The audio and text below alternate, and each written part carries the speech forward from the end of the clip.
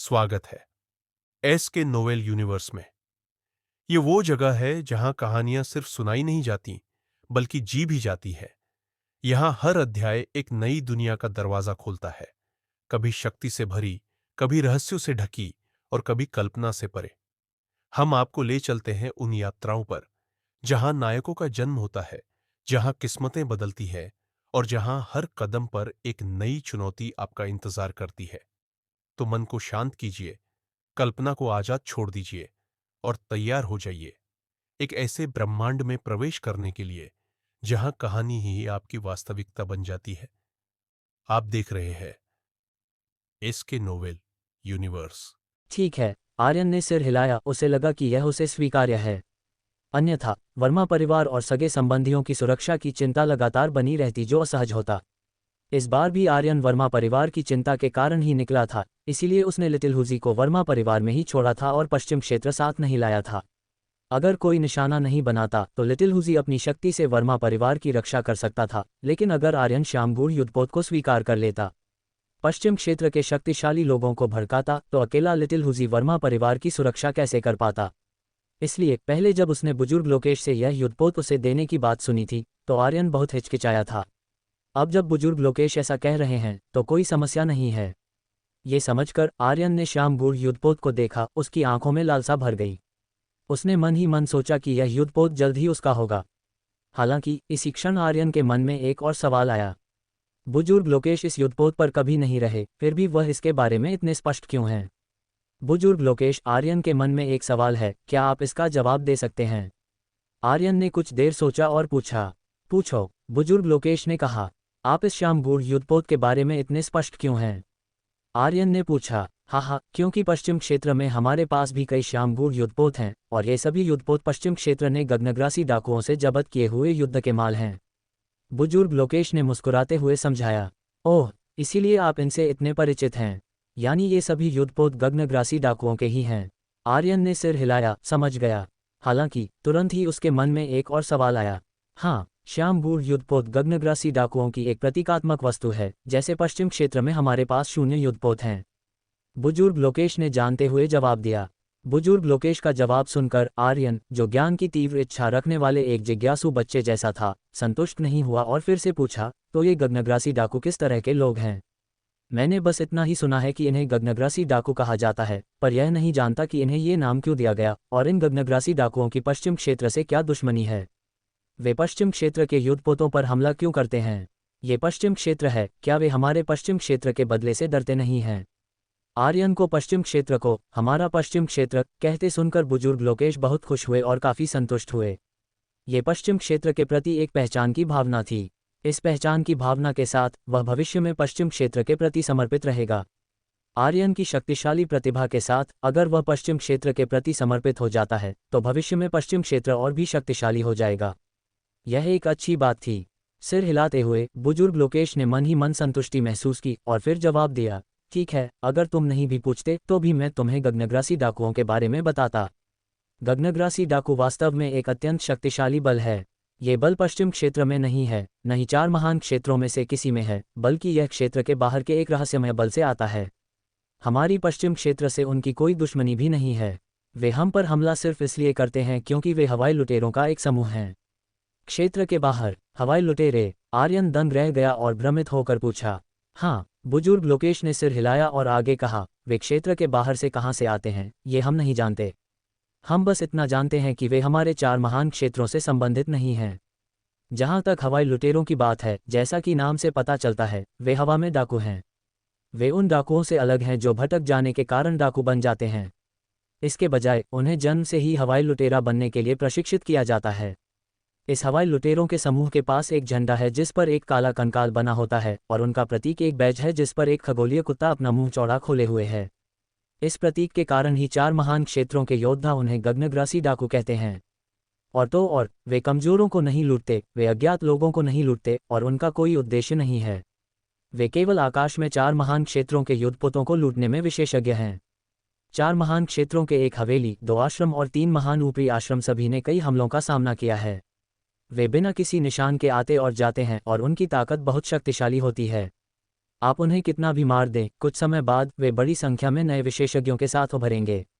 इसके अलावा आप नहीं जानते कि आप उनसे कब मिलेंगे, और आप नहीं जानते कि वे कहाँ से आएंगे। किसी भी तरह जैसे ही वे आते हैं, वे कोई जीवित नहीं छोड़ते, एक भी जीवित व्यक्ति नहीं। यही है गगनग्रासी डाकू।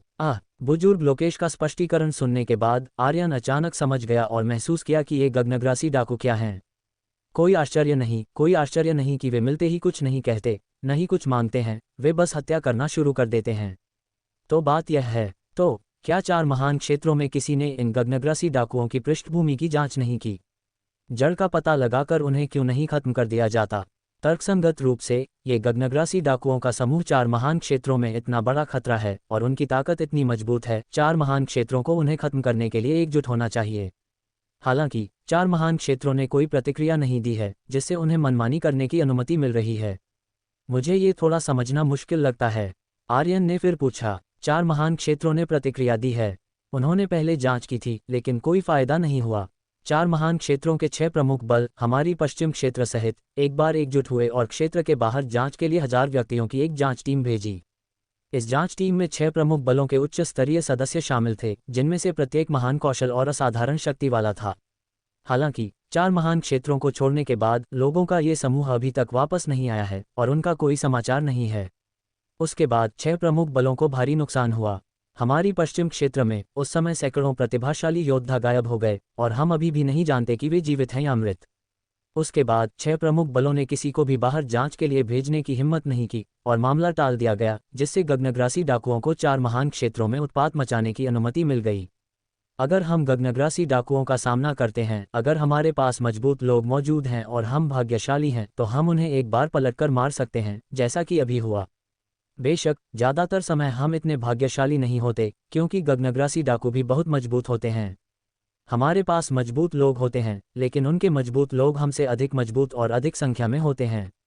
तुमने इस बार भी देखा कि पश्चिम क्षेत्र के पास मैं हूं, लेकिन गगनग्रासी डाकुओं के पास भी युद्ध सम्राट मार्शल कलाकार हैं और उनकी ताकत मुझसे भी अधिक है। हमारे पास युद्धराज हैं, लेकिन गगनग्रासी डाकुओं के पास हमसे अधिक और मजबूत युद्धराज हैं। अगर तुम न होते आर्यन, तो शायद हम सभी खत्म हो गए होते। और 4 महान क्षेत्रों के योद्धाओं का मूल रूप से यही अंत होता है जब वे गगनग्रासी डाकुओं का सामना करते हैं। बेशक गगनग्रासी डाकू अक्सर प्रकट नहीं होते, वे लंबे समय में केवल एक बार प्रकट होते हैं। उनका सामना होना दुर्लभ है, उनका सामना होना केवल बहुत दुर्भाग्यपूर्ण कहा जा सकता है, ठीक हमारी तरह। बुजुर्ग लोकेश ने धीरे धीरे सुनाया, गगनग्रासी डाकुओं की स्थिति बहुत स्पष्ट रूप से समझाए। ठीक है, मैं समझ गया। ये गगनग्रासी डाकू 4 महान क्षेत्रों में एक ट्यूमर की तरह है। वे वास्तव में घिनौने हैं। आर्यन ने सिर हिलाया, मूल रूप से गगनग्रासी डाकुओं की स्थिति को समझ गया। कोई आश्चर्य नहीं कि शून्य युद्धपोत पर हर कोई गगनग्रासी डाकुओं से इतना डरता था। पता चला कि उन सभी को पहले का अनुभव था। इस तरह का दुश्मन जिसे तुम मार नहीं सकते और जो समय समय पर तुम्हें परेशान करता रहता है, वह तो अत्यंत घिनौना है। आर्यन ने मन ही मन तय कर लिया कि जैसे ही वह काफ़ी मजबूत हो जाएगा, वह निश्चित रूप से गगनग्रासी डाकुओं के मूल की तलाश करेगा, उनके अड्डे का पता लगाएगा और फिर उन्हें खत्म कर देगा। वे बस बहुत घिनौने थे।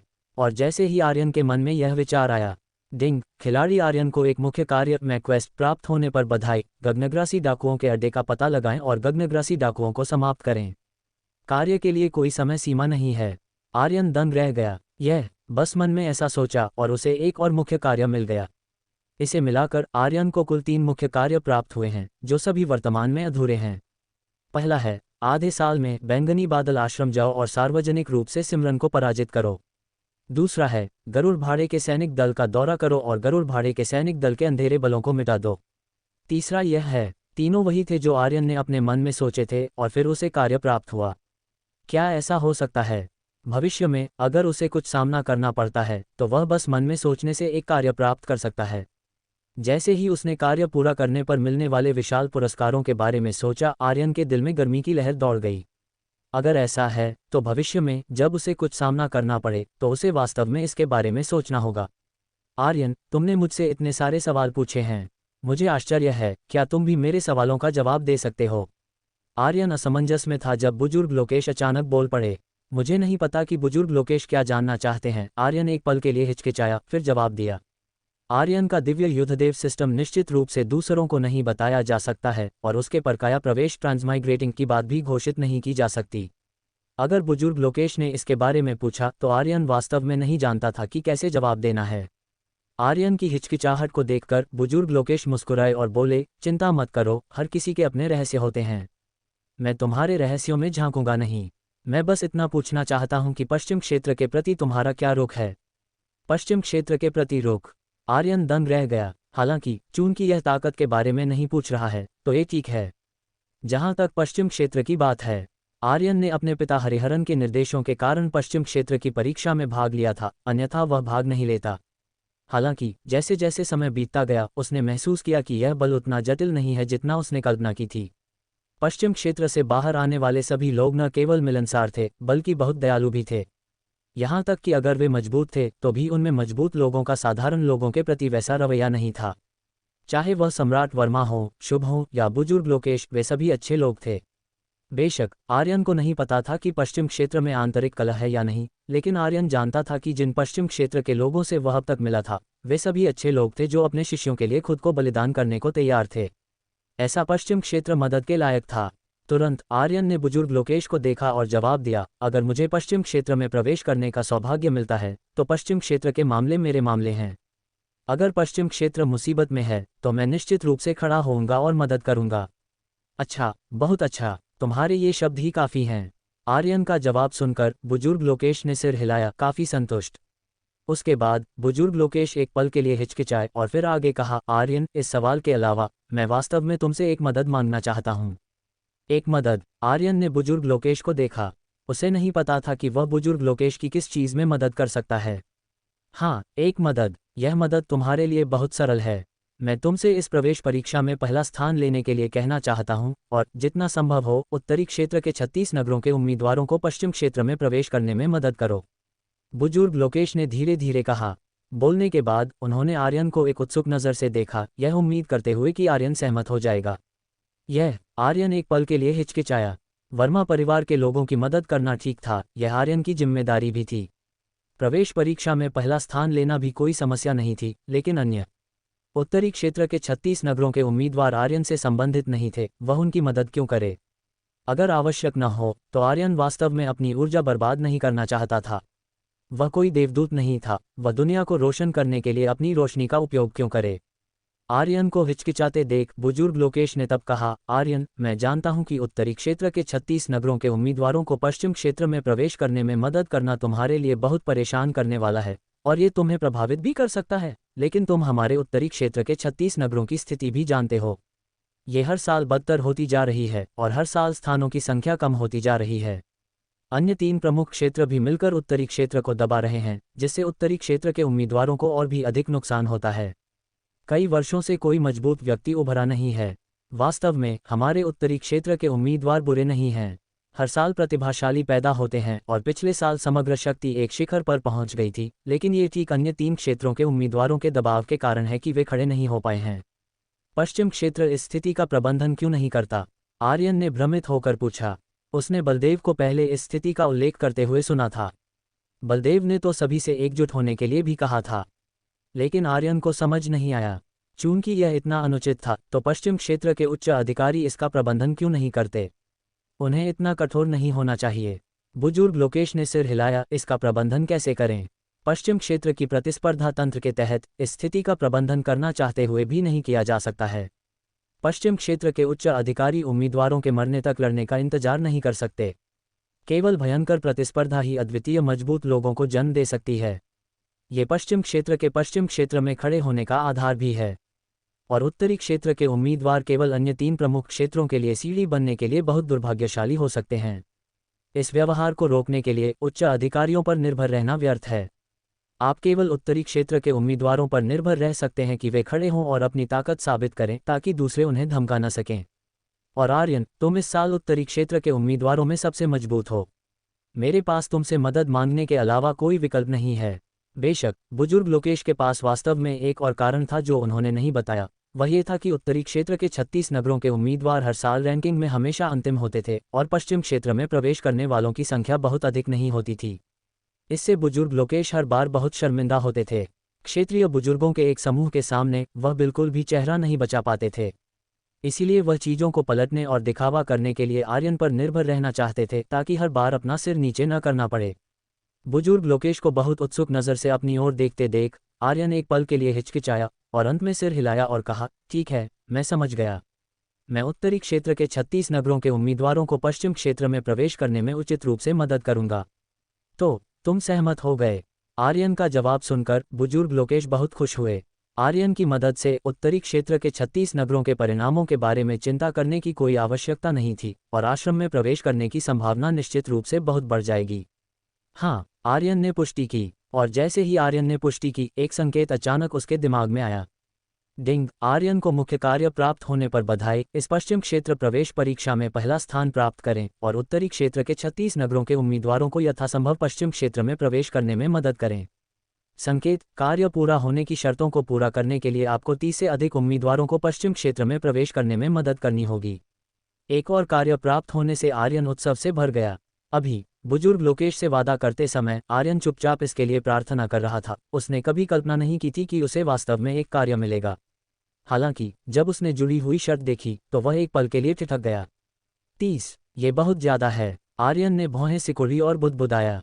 क्या 30? बुजुर्ग लोकेश ने पूछा। का कुछ नहीं, मेरा मतलब है, मैं उत्तरी क्षेत्र के 36 नगरों के उम्मीदवारों को पश्चिम क्षेत्र में प्रवेश दिलाने के लिए पूरी कोशिश करूंगा। आर्यन ने मुस्कुराते हुए बात को टाल दिया। बुजुर्ग लोकेश ने उसे दबाया नहीं। थोड़ी और बातचीत के बाद एक मुख्य परीक्षक आया और उसने कुछ फुसफुसाया। बुजुर्ग लोकेश तब आर्यन को आगे ले गए और ड्रैगन मुख की मूर्ति पर कूद गए। अब तक हर उम्मीदवार और पश्चिम क्षेत्र के विशेषज्ञ मुख्य परीक्षकों के निर्देश पर शून्य युद्धपोत को शवों और खून से साफ कर चुके थे। नगरों के अनुसार समूहित वे बुजुर्ग लोकेश के शब्दों का इंतजार करते हुए सही गठन में खड़े थे।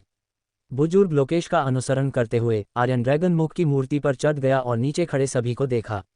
अतीत में देख पर कोई भी इसे बर्दाश्त नहीं करता, कम से कम मुख्य परीक्षक तो एक मामूली उम्मीदवार को उन पर ऊपर से देखने की अनुमति नहीं देते। लेकिन अब विरोध करने की हिम्मत किसकी थी? आर्यन ने एक युद्ध सम्राट विशेषज्ञ को मार डाला था। अगर वह योग्य नहीं था तो कौन था? इसलिए किसी ने असहमति व्यक्त नहीं की। उनकी आंखों में विस्मय था और कुछ उम्मीदवारों में तो भय भी था। वे उसे एक राक्षस के रूप में देखते थे, एक राक्षस जो हाथ के झटके से मार डालता था। बेशक ऐसे विचार आर्यन की चिंता नहीं थे। मुख्य परीक्षक, हताहतों की रिपोर्ट दें। ड्रैगन मुख की मूर्ति के ऊपर खड़े होकर बुजुर्ग लोकेश ने गंभीरता से पुकारा। आर्यन के प्रति उनका दयालु व्यवहार सख्त अधिकार से बदल गया था।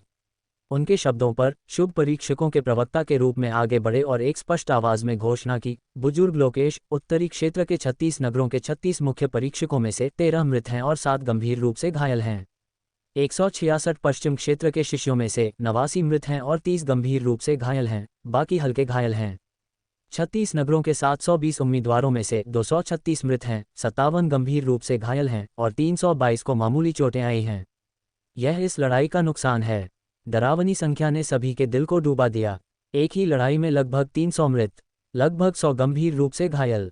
ये वास्तव में एक भयंकर वध था। उत्तरी क्षेत्र के 36 नगरों के उम्मीदवार 720 की संख्या में निकले थे। पश्चिम क्षेत्र की परीक्षा के लिए महत्वाकांक्षाएं आसमान छू रही थीं, फिर भी 200 से अधिक तो वहां पहुंचने से पहले ही नष्ट हो गए।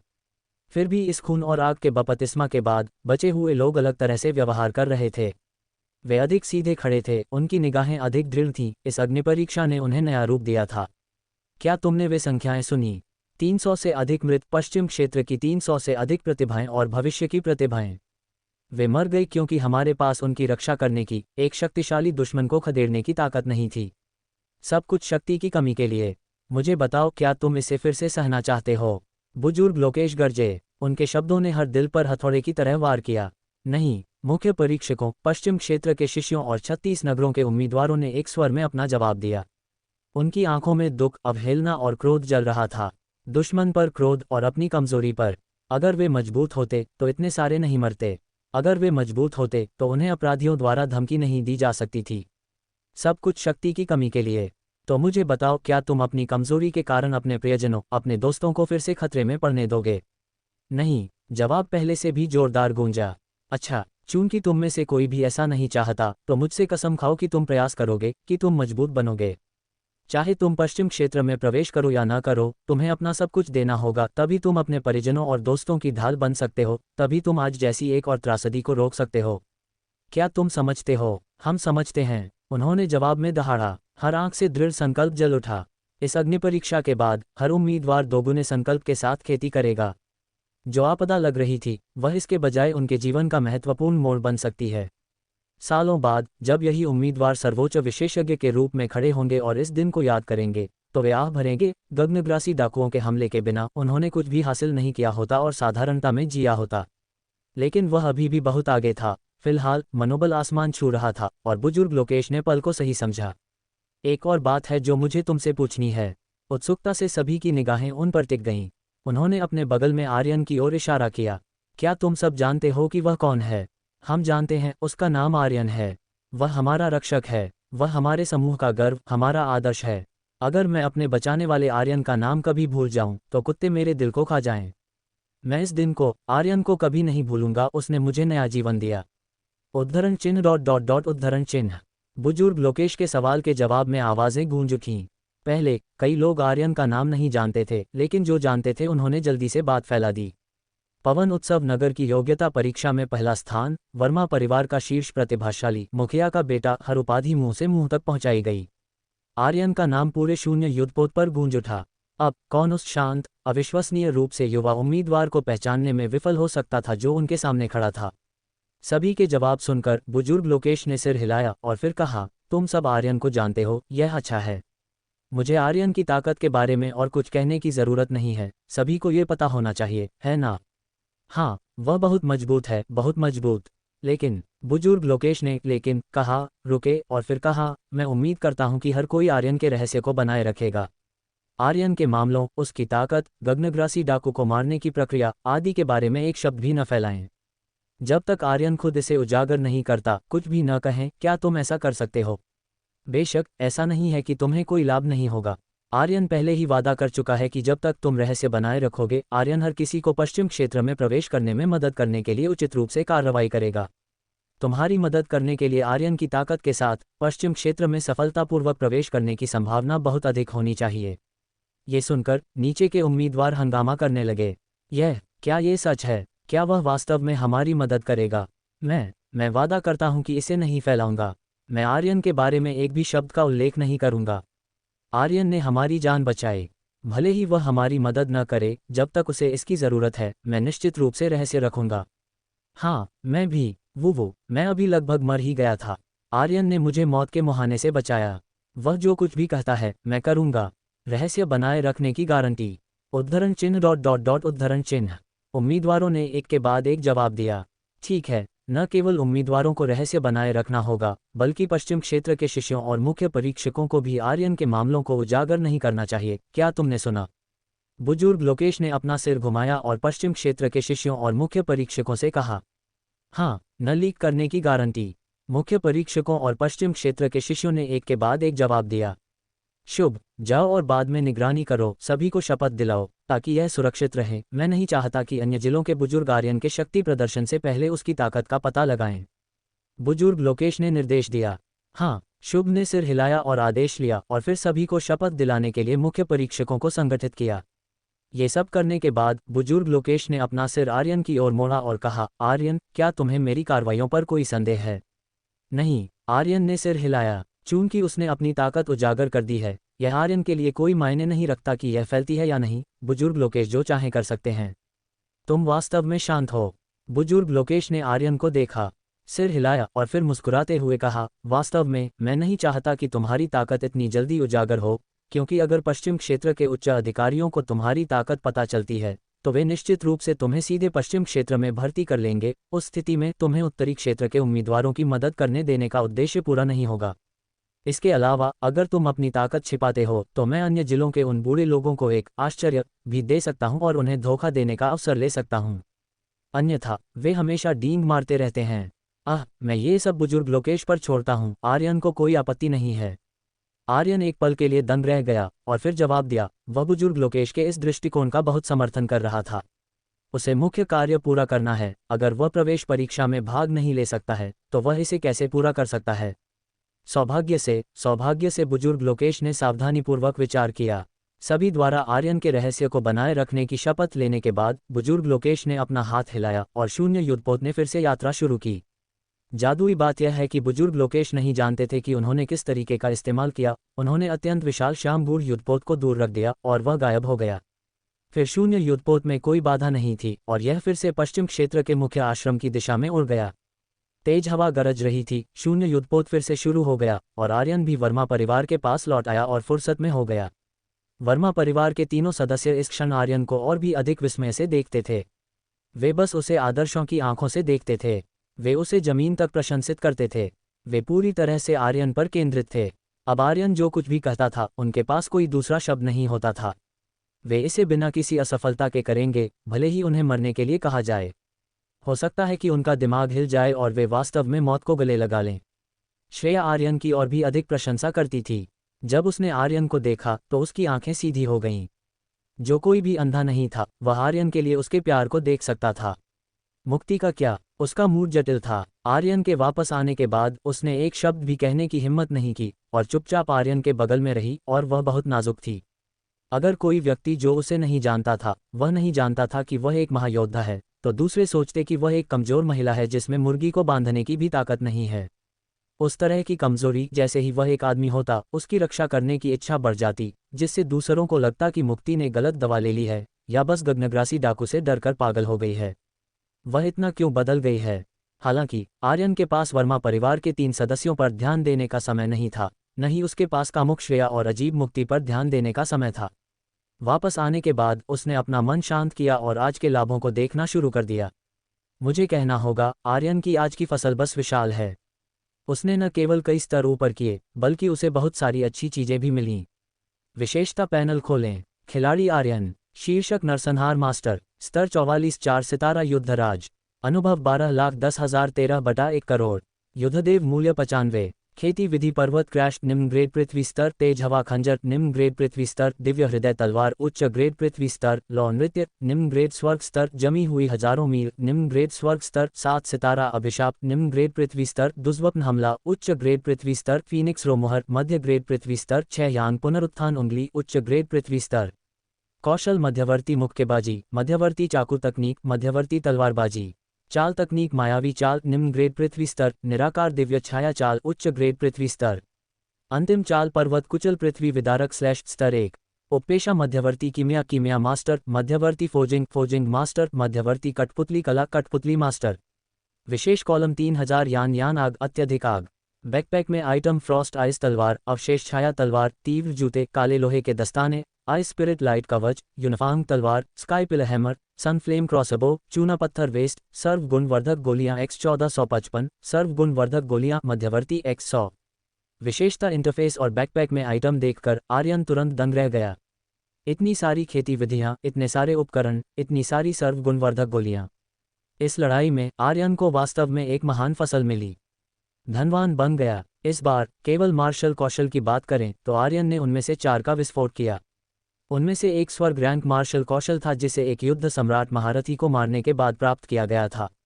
उसने एक चाल तकनीक भी प्राप्त की और यह मायावी चाल से उच्च स्तर की थी। उसने 6 उपकरण के टुकड़े हजारों सर्व गुणवर्धक गोलियां और यहां तक कि उच्च स्तरीय मध्यवर्ती सर्व गुणवर्धक गोलियां का भी विस्फोट किया। आर्यन तब उत्साहपूर्वक इन मार्शल कौशल और उपकरणों के विवरण की जांच करने के लिए एक एक करके मार्शल कौशल और उपकरण के इंटरफेस पर क्लिक किया, ताकि यह पता लगाया जा सके कि क्या रखा जाना चाहिए और क्या नहीं रखा जाना चाहिए। उसे युद्धदेव मूल्य के बदले सिस्टम स्टोर पर बेच दिया जाए। आर्यन ने सबसे पहले अपनी युद्ध कलाएं जांची। उसने नई प्राप्त युद्ध कलाओं को खोला। गूढ़ हिमखंडन निम्न श्रेणी की स्वर्ग स्तरीय युद्ध कला। उपयोग करने पर खिलाड़ी बर्फीले तत्वों को नियंत्रित कर सकता है, तुरंत 100 मीटर के क्षेत्र को ढक सकता है।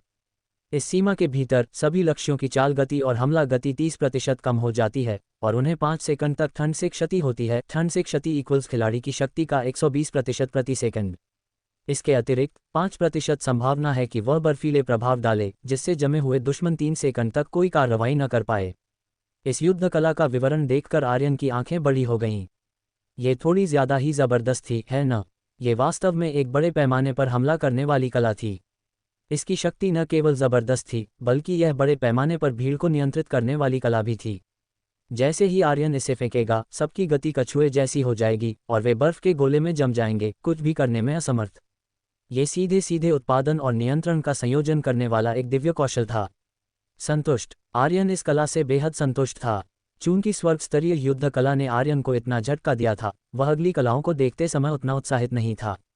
आखिरकार पृथ्वी स्तरीय युद्ध कलाएं स्वर्ग स्तरीय युद्ध कलाओं से कैसे तुलना कर सकती थीं? सप्त तारा श्राप, दुष्वप्न प्रहार, गरुड़ नाद मुद्रा, षट सूर्य प्रत्यावर्तन अंगुली। आर्यन ने इन चारों युद्ध कलाओं पर केवल एक नज़र डाली और फिर छांटना शुरू कर दिया। दो स्वर्ग स्तरीय युद्ध कलाएं निश्चित रूप से बिक्री के लिए नहीं थीं। आर्यन की पिछली युद्ध कलाओं में दिव्य हृदय तलवार एक बहुत ही व्यवहारिक तलवार कला थी जिसकी शक्ति बहुत अधिक थी, इसलिए इसे भी बेचा नहीं जा सकता था। इसके अलावा यद्यपि तेज हवा खंजर उपयोग में आसान थी, इसका स्तर बहुत कम था। अब जब उसके पास उच्च श्रेणी की पृथ्वी स्तरीय षट सूर्य प्रत्यावर्तन अंगुली थी, जो एक लंबी दूरी के हमले की कला भी थी, तेज हवा खंजर को हटाया जा सकता था। निम्न श्रेणी की पृथ्वी स्तरीय युद्ध कला पर्वतपात को भी हटा दिया गया, जिसे आर्यन ने सबसे पहले प्राप्त किया था। ये युद्ध कला अब आर्यन की वर्तमान ज़रूरतों को पूरा नहीं कर सकती थी। इसलिए एक दौर की छटाई के बाद आर्यन के पास बची हुई युद्ध कलाएं केवल ये थीं: ज्वाला नृत्य, निम्न श्रेणी स्वर्ग स्तरीय गूढ़ हिमखंडन, निम्न श्रेणी स्वर्ग स्तरीय दिव्य हृदय तलवार, उच्च श्रेणी पृथ्वी स्तरीय षट सूर्य प्रत्यावर्तन अंगुली, उच्च श्रेणी पृथ्वी स्तरीय, और दुष्वप्न प्रहार, उच्च श्रेणी पृथ्वी स्तरीय। दुष्वप्न प्रहार एक हथेली तकनीक वाली युद्ध कला थी जिसकी शक्ति काफ़ी थी, और यह भी उच्च श्रेणी की पृथ्वी स्तरीय युद्ध कला थी। अपनी नज़दीकी सीमा के हमले के तरीकों को पूरा करने के लिए आर्यन ने इसे रखा। आर्यन ने कुल 4 अन्य युद्ध कलाएं बेचीं: पर्वतपात, तेज हवा खंजर, सप्त तारा श्राप और गरुड़ नाद मुद्रा। इसके अलावा मायावी चाल, जिसका आर्यन ने इतने लंबे समय तक उपयोग किया था, को भी हटाने का सामना करना पड़ा और उसे अधिक उन्नत परम दिव्य छाया चाल से बदल दिया गया। परम दिव्य छाया चाल उपयोग के बाद आकृति एक देवता की तरह अत्यंत शक्तिशाली। आर्यन ने इसका विवरण पढ़ने के बाद इसे बहुत पसंद किया। इन 4 युद्ध कलाओं और एक चाल तकनीक को सिस्टम स्टोर को बेचने से आर्यन ने कुल 150 युद्धदेव मूल्य अर्जित किए, जो कि एक अच्छा खासा धन था। बड़ी बदलावों के एक दौर के बाद आर्यन की ताकत फिर से सुधर गई थी। सबसे खराब युद्ध कला निम्न श्रेणी पृथ्वी स्तरीय से उच्च श्रेणी पृथ्वी स्तरीय में अपग्रेड हो गई थी। युद्ध कलाओं से निपटने के बाद आर्यन ने अपने बैग में मौजूद वस्तुओं की जांच करना शुरू कर दिया। आर्यन के पास मूल रूप से जो हथियार और उपकरण थे, उनके अलावा आर्यन को 6 और वस्तुएं मिली थीं। उनमें से मेघ नक्काशीदार तलवार और अवशेष छाया तलवार के प्रभाव कुछ हद तक ओवरलैप हो रहे थे और शक्ति भी समान थी, इसलिए उन्हें रखना बेकार था। आर्यन ने उन्हें सिस्टम स्टोर को बेच दिया। गगनभेदी हथौड़ा और सूर्य प्रज्वलन क्रॉसबो भी बेच दिए गए। आर्यन एक बड़ा लोहे का हथौड़ा नहीं चलाना चाहता था, न ही वह एक तीरंदाज बनना चाहता था। आर्यन ने इन दोनों हथियारों की विशेषताओं को बिना देखे ही उन्हें स्टोर में फेंक दिया।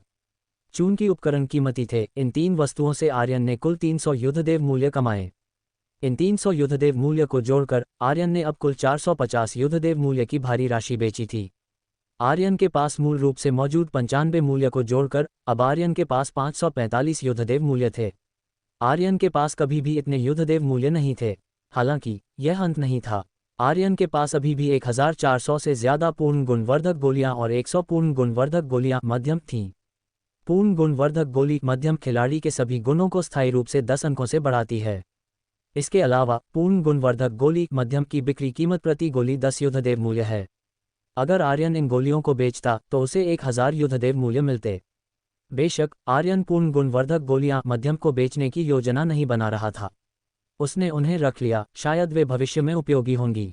आखिरकार सिस्टम स्टोर को बेचने से केवल आधा दाम ही मिलेगा। जहां तक मूल शुरुआती पूर्ण गुणवर्धक गोलियां की बात थी, आर्यन ने खुद 500 खाने, 500 रखने और बाकी बेचने की योजना बनाई। इस तरह आर्यन ने 455 शुरुआती पूर्ण गुणवर्धक गोलियां बेची, जिससे 455 युद्धदेव मूल्य कमाए। पिछली राशि को जोड़कर आर्यन के युद्धदेव मूल्य 1000 अंक तक जमा हो गए। वह पहली बार 1000 अंक के निशान पर पहुंचा। उसने कर दिखाया। इस लड़ाई में आर्यन एक देहाती से एक अमीर दूसरी पीढ़ी में बदल गया। आखिरकार एक बार के लिए पैसा आ गया। आर्यन धन्ना सेठ बहुत उत्साहित था। हालांकि जब उसने सिस्टम स्टोर खोला और फिर से अविश्वसनीय रूप से महंगी वस्तुएं देखीं, तो ऐसा लगा जैसे उसके ऊपर ठंडे पानी की बाल्टी डाल दी गई हो, जिससे वह जाग गया। ये सच है, 1000 युद्धदेव मूल्य कोई छोटी राशि नहीं थी, लेकिन सिस्टम स्टोर में कई वस्तुएं 4 या 5 शून्य से शुरू होती थीं। वह उन्हें खरीद नहीं सकता था। 1000 मूल्य क्या था? उन उच्च स्तरीय हथियारों, उच्च स्तरीय युद्ध कलाओं और उच्च स्तरीय उपकरणों के सामने ये छुट्टे पैसे के लिए भी पर्याप्त नहीं था। यह आर्यन के लिए फिजूल खर्ची करने के लिए पर्याप्त नहीं था। भले ही आर्यन इस समय सभी पूर्ण गुणवर्धक गोलियां मध्यम बेच देता और 2000 युद्धदेव मूल्य जमा कर लेता, ये तब भी समुद्र में एक बूंद होता। सिस्टम स्टोर की वस्तुएं बहुत महंगी थीं, बहुत ज़्यादा लूट। आर्यन ने अपनी गरीबी का सामना करने के बाद उसकी मानसिकता तुरंत समायोजित हो गई। वह निराश नहीं हुआ। अभी गरीब होने का मतलब यह नहीं था कि वह भविष्य में भी गरीब रहेगा। उसे बस धीरे धीरे कड़ी मेहनत करने की जरूरत थी। हालांकि अब समस्या आई। 1000 युद्धदेव मूल्य से उसे क्या खरीदना चाहिए? आर्यन ने स्टोर में वस्तुओं को पलटना शुरू कर दिया, उन्हें एक एक करके जांच रहा था। युद्ध कलाएं, उसे अभी के लिए उनकी जरूरत नहीं थी। उपकरण, उसने अभी अभी कई टुकड़े प्राप्त किए थे, इसलिए उसे अभी के लिए उनकी भी जरूरत नहीं थी। गोलियां, आर्यन को उनकी भी जरूरत नहीं थी। सब कुछ पलटने के बाद आर्यन को कुछ भी संतोषजनक नहीं मिला जब तक कि वह विशेष वस्तुओं के खंड पर नहीं पहुंचा। एक वस्तु ने आर्यन की नज़र खींच ली। चमकीली अंगूठी, विशेष वस्तु। खिलाड़ी द्वारा पहनने के बाद उन्हें टेलीपोर्ट करने की क्षमता प्राप्त होगी, जिसकी अधिकतम टेलीपोर्टेशन दूरी 100 मीटर है। इसे दिन में केवल एक बार इस्तेमाल किया जा सकता है। कीमत 900 युद्धदेव मूल्य। कीमत बहुत महंगी थी। इस कीमत को देखकर आर्यन की भौहें भी तन गईं और उसका चेहरा बहुत बुरा था, लेकिन वह वास्तव में इस अंगूठी के लिए उत्सुक था। ये चमकीली अंगूठी भागने, घात लगाने और दिखावा करने के लिए एक महान कलाकृति थी। अगर वह जीत नहीं पाता था तो वह एक पल में 100 मीटर भागने के लिए इसका इस्तेमाल कर सकता था। जब लड़ाई जोरों पर थी तो वह दुश्मन पर घात लगाने के लिए अचानक उनके पीछे प्रकट होने के लिए इसका इस्तेमाल कर सकता था। इसका उपयोग करते समय वह चुपचाप सैकड़ों मील टेलीपोर्ट कर सकता था, अपनी मर्जी से आ और जा सकता था। क्या ये दिखावा नहीं था? क्या ये शक्तिशाली नहीं था? बहुत शक्तिशाली। आर्यन इसे बहुत चाहता था। तो दुकानदार खुद को रोक नहीं पाया और आखिरकार उसे खरीद लिया। बस यूं ही आर्यन को अभी अभी मिला धन अचानक से कुड़ गया। केवल आखिरी 100 युद्धदेव मूल्य बचे। युद्ध कला और उपकरणों के उन्नयन की एक श्रृंखला के बाद अपनी ताकत बढ़ाने के लिए आर्यन का गुण पैनल इस प्रकार है। खिलाड़ी आर्यन। उपाधि संहारक स्वामी। स्तर 44 4 सितारा युद्धराज। अनुभव 12,10,000 13/1 करोड़। युद्धदेव मूल्य 100। कलाएं दुष्वप्न प्रहार उच्च श्रेणी पृथ्वी स्तरीय क्षाट सूर्य प्रत्यावर्तन अंगुली उच्च श्रेणी पृथ्वी स्तरीय दिव्य हृदय तलवार उच्च श्रेणी पृथ्वी स्तरीय ज्वाला नृत्य निम्न श्रेणी स्वर्ग स्तरीय गूढ़ हिमखंडन निम्न श्रेणी स्वर्ग स्तरीय।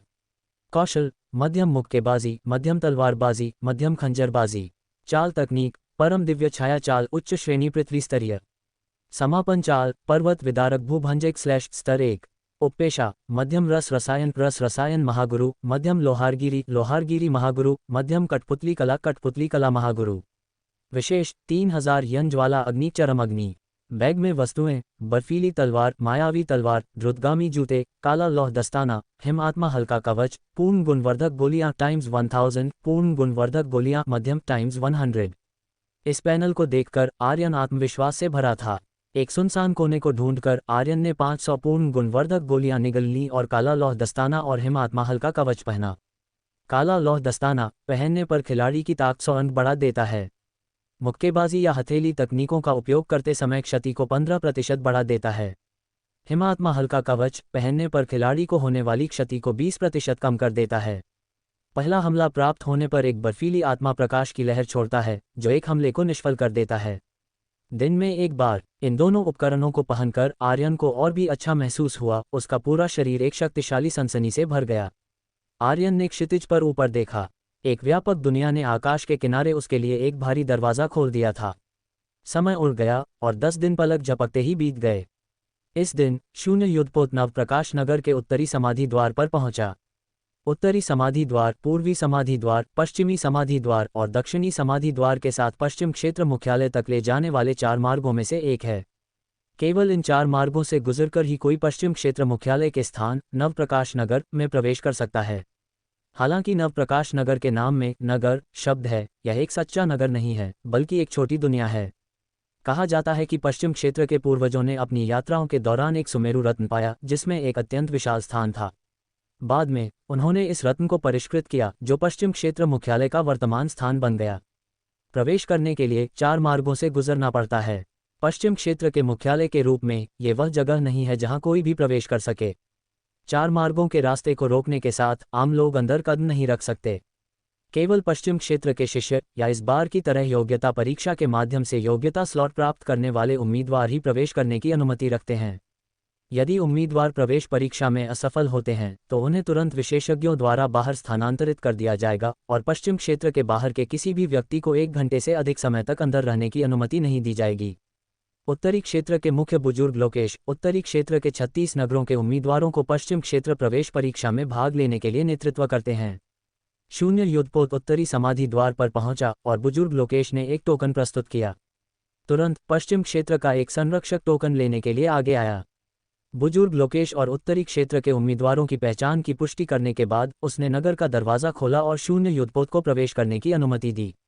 उत्तरी समाधि द्वार में प्रवेश करने के बाद सभी ने स्पष्ट रूप से पश्चिम क्षेत्र के सामान्य निवास नवप्रकाश नगर की उपस्थिति देखी। शून्य युद्धपोत पर खड़े होकर बादलों के माध्यम से कोई भी देख सकता था कि तथाकथित नवप्रकाश नगर में एक अतुलनीय रूप से विशाल क्षेत्र था। इस क्षेत्र के भीतर 8 बड़े नगर ऊंचे खड़े थे, बीच में एक बड़े नगर को घेरे हुए थे, जैसे तारे चंद्रमा को घेरे हुए हों।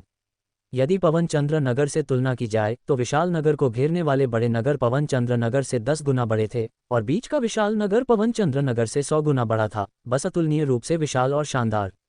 इसके अलावा नवप्रकाश नगर की सीमा में प्रवेश करने पर उम्मीदवारों ने एक समृद्ध आध्यात्मिक ऊर्जा को उन पर छाते हुए महसूस किया। केवल अपनी कलाओं को प्रसारित करने से ही वे बड़ी मात्रा में आध्यात्मिक ऊर्जा को अपने शरीर में अवशोषित कर सकते थे, जो उनके अंगों और हड्डियों से होकर बहती थी, जिससे उन्हें एक ताजगी महसूस होती थी। नवप्रकाश नगर की आध्यात्मिक ऊर्जा बाहर की दुनिया से 10 गुना ज्यादा समृद्ध है।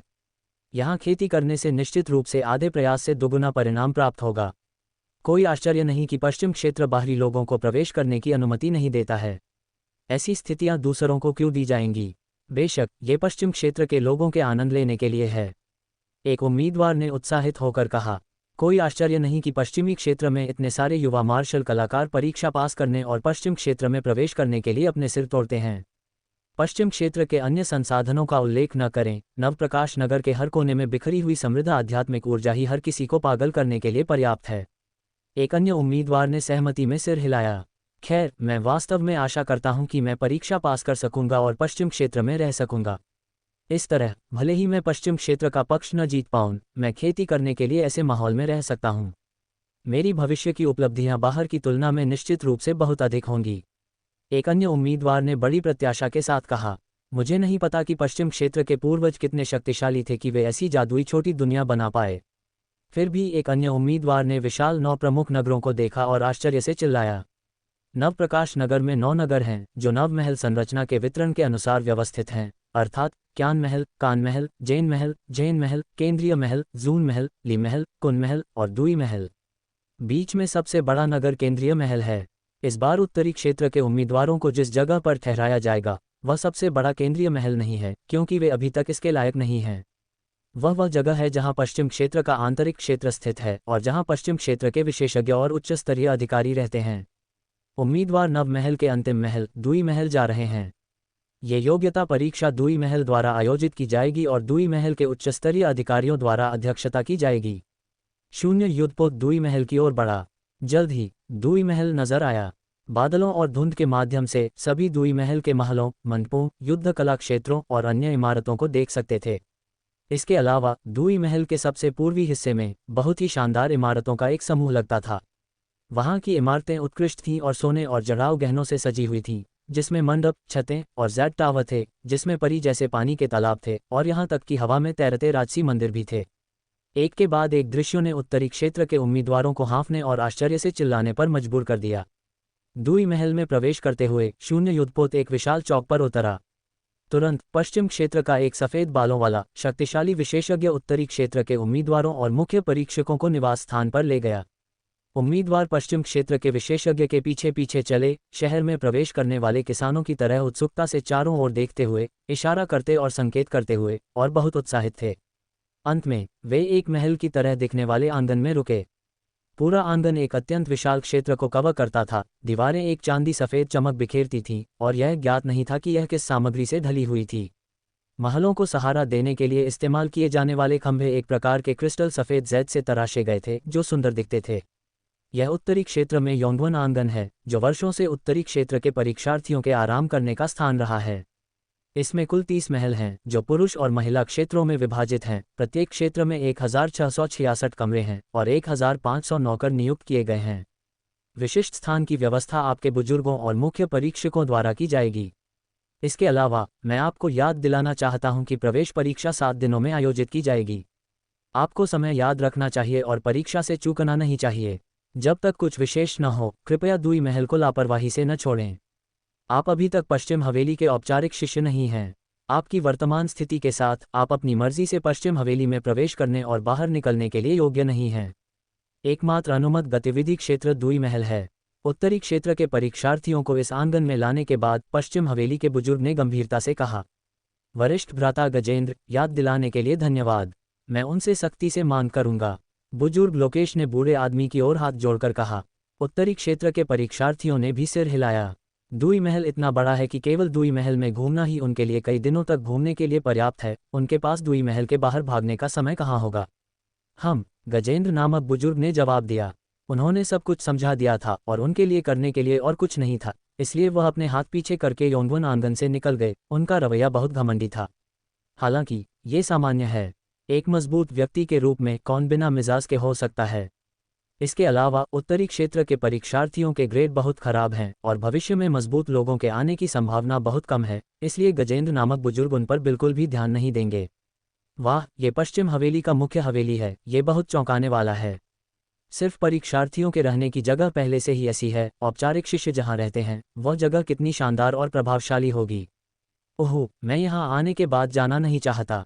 यहाँ सब कुछ बहुत सुंदर है। मैं वास्तव में यहाँ हमेशा के लिए रहना चाहता हूँ। उद्धरण चिन्ह अल्पविराम अल्पविराम उद्धरण चिन्ह। पहले जब गजेंद्र नामक बुजुर्ग वहाँ थे, हर कोई जानता था कि पश्चिम हवेली में उनकी पहचान असाधारण थी, इसलिए उन्होंने दुस्साहस करने की हिम्मत नहीं की। अब जब गजेंद्र नामक बुजुर्ग चले गए तो परीक्षार्थियों ने अपनी उत्साहित भावनाओं को बाहर निकाला, उत्सुकता से चारों ओर देखते हुए और तरह तरह के उद्गार व्यक्त करते हुए।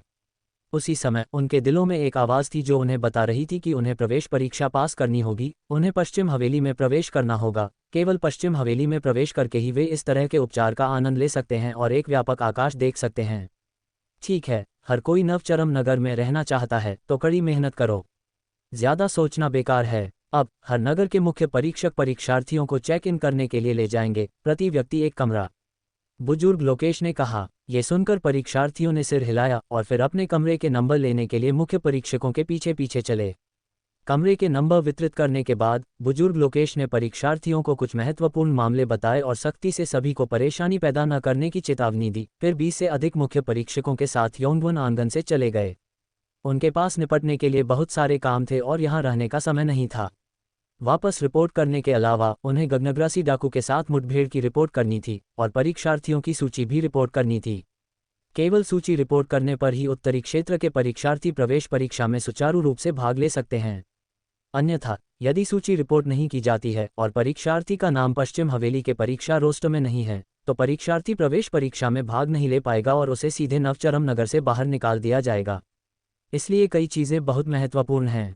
जाने से पहले बुजुर्ग लोकेश ने आर्यन के साथ कुछ शब्द भी बदले। आर्यन को कड़ी मेहनत करने के लिए कहा, एक ऐसा दृश्य जिसने सभी को बहुत ईर्ष्या महसूस कराए। हालांकि आर्यन की ताकत सभी के लिए देखने के लिए है और वे चाहते हुए भी उससे ईर्ष्या नहीं कर सकते। अपने अपने कमरों में लौटने और बसने के बाद आर्यन सीधे कमरे से बाहर निकला और नीलेश को योंगवन आंगन के गेट पर लाया।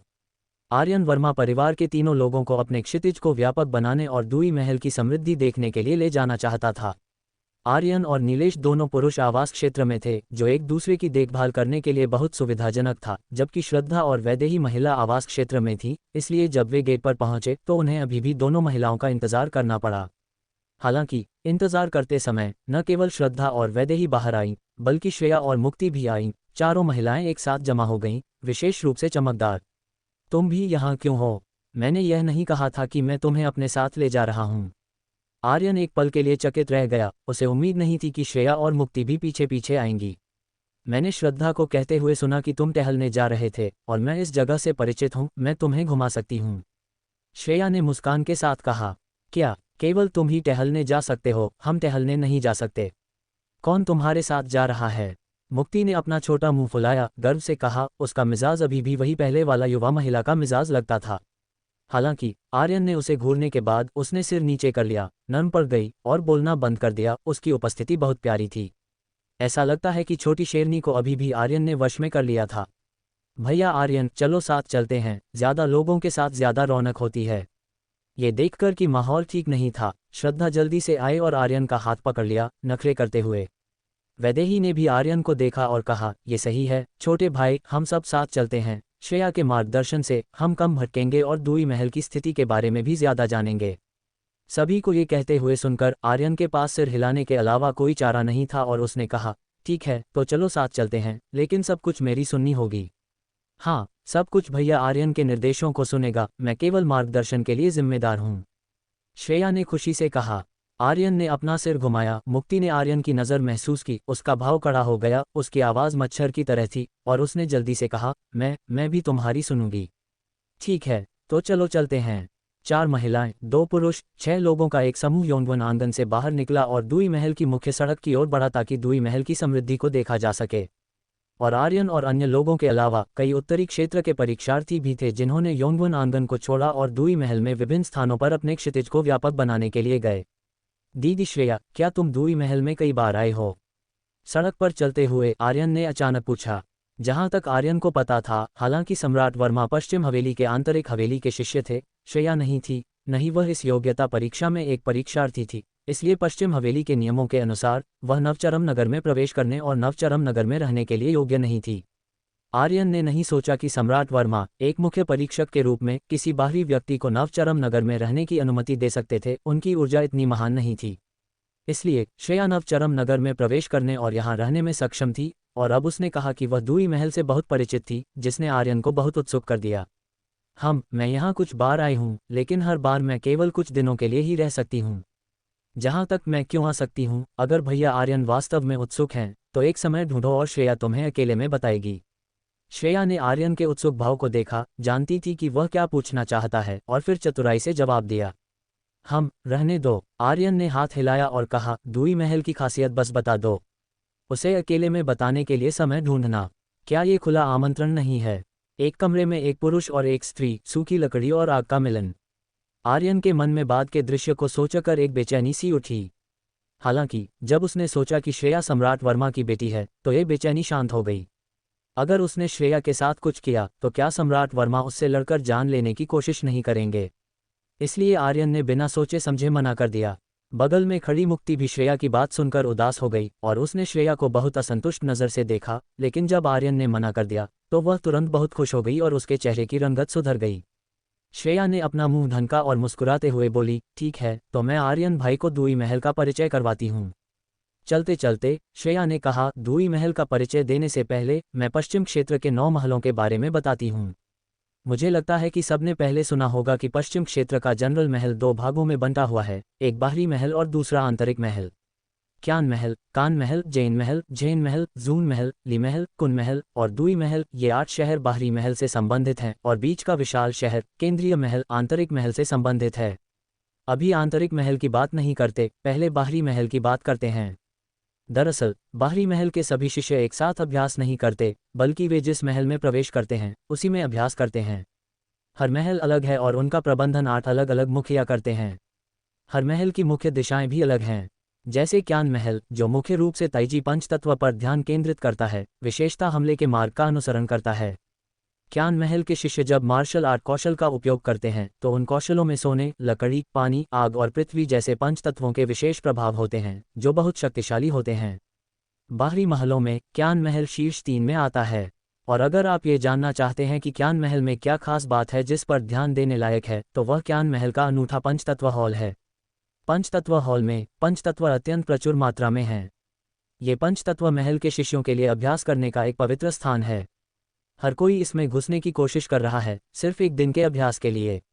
इसके अलावा अन्य 7 बाहरी महल भी ऐसे ही हैं। हर महल में एक अद्वितीय अभ्यास पवित्र हॉल होगा।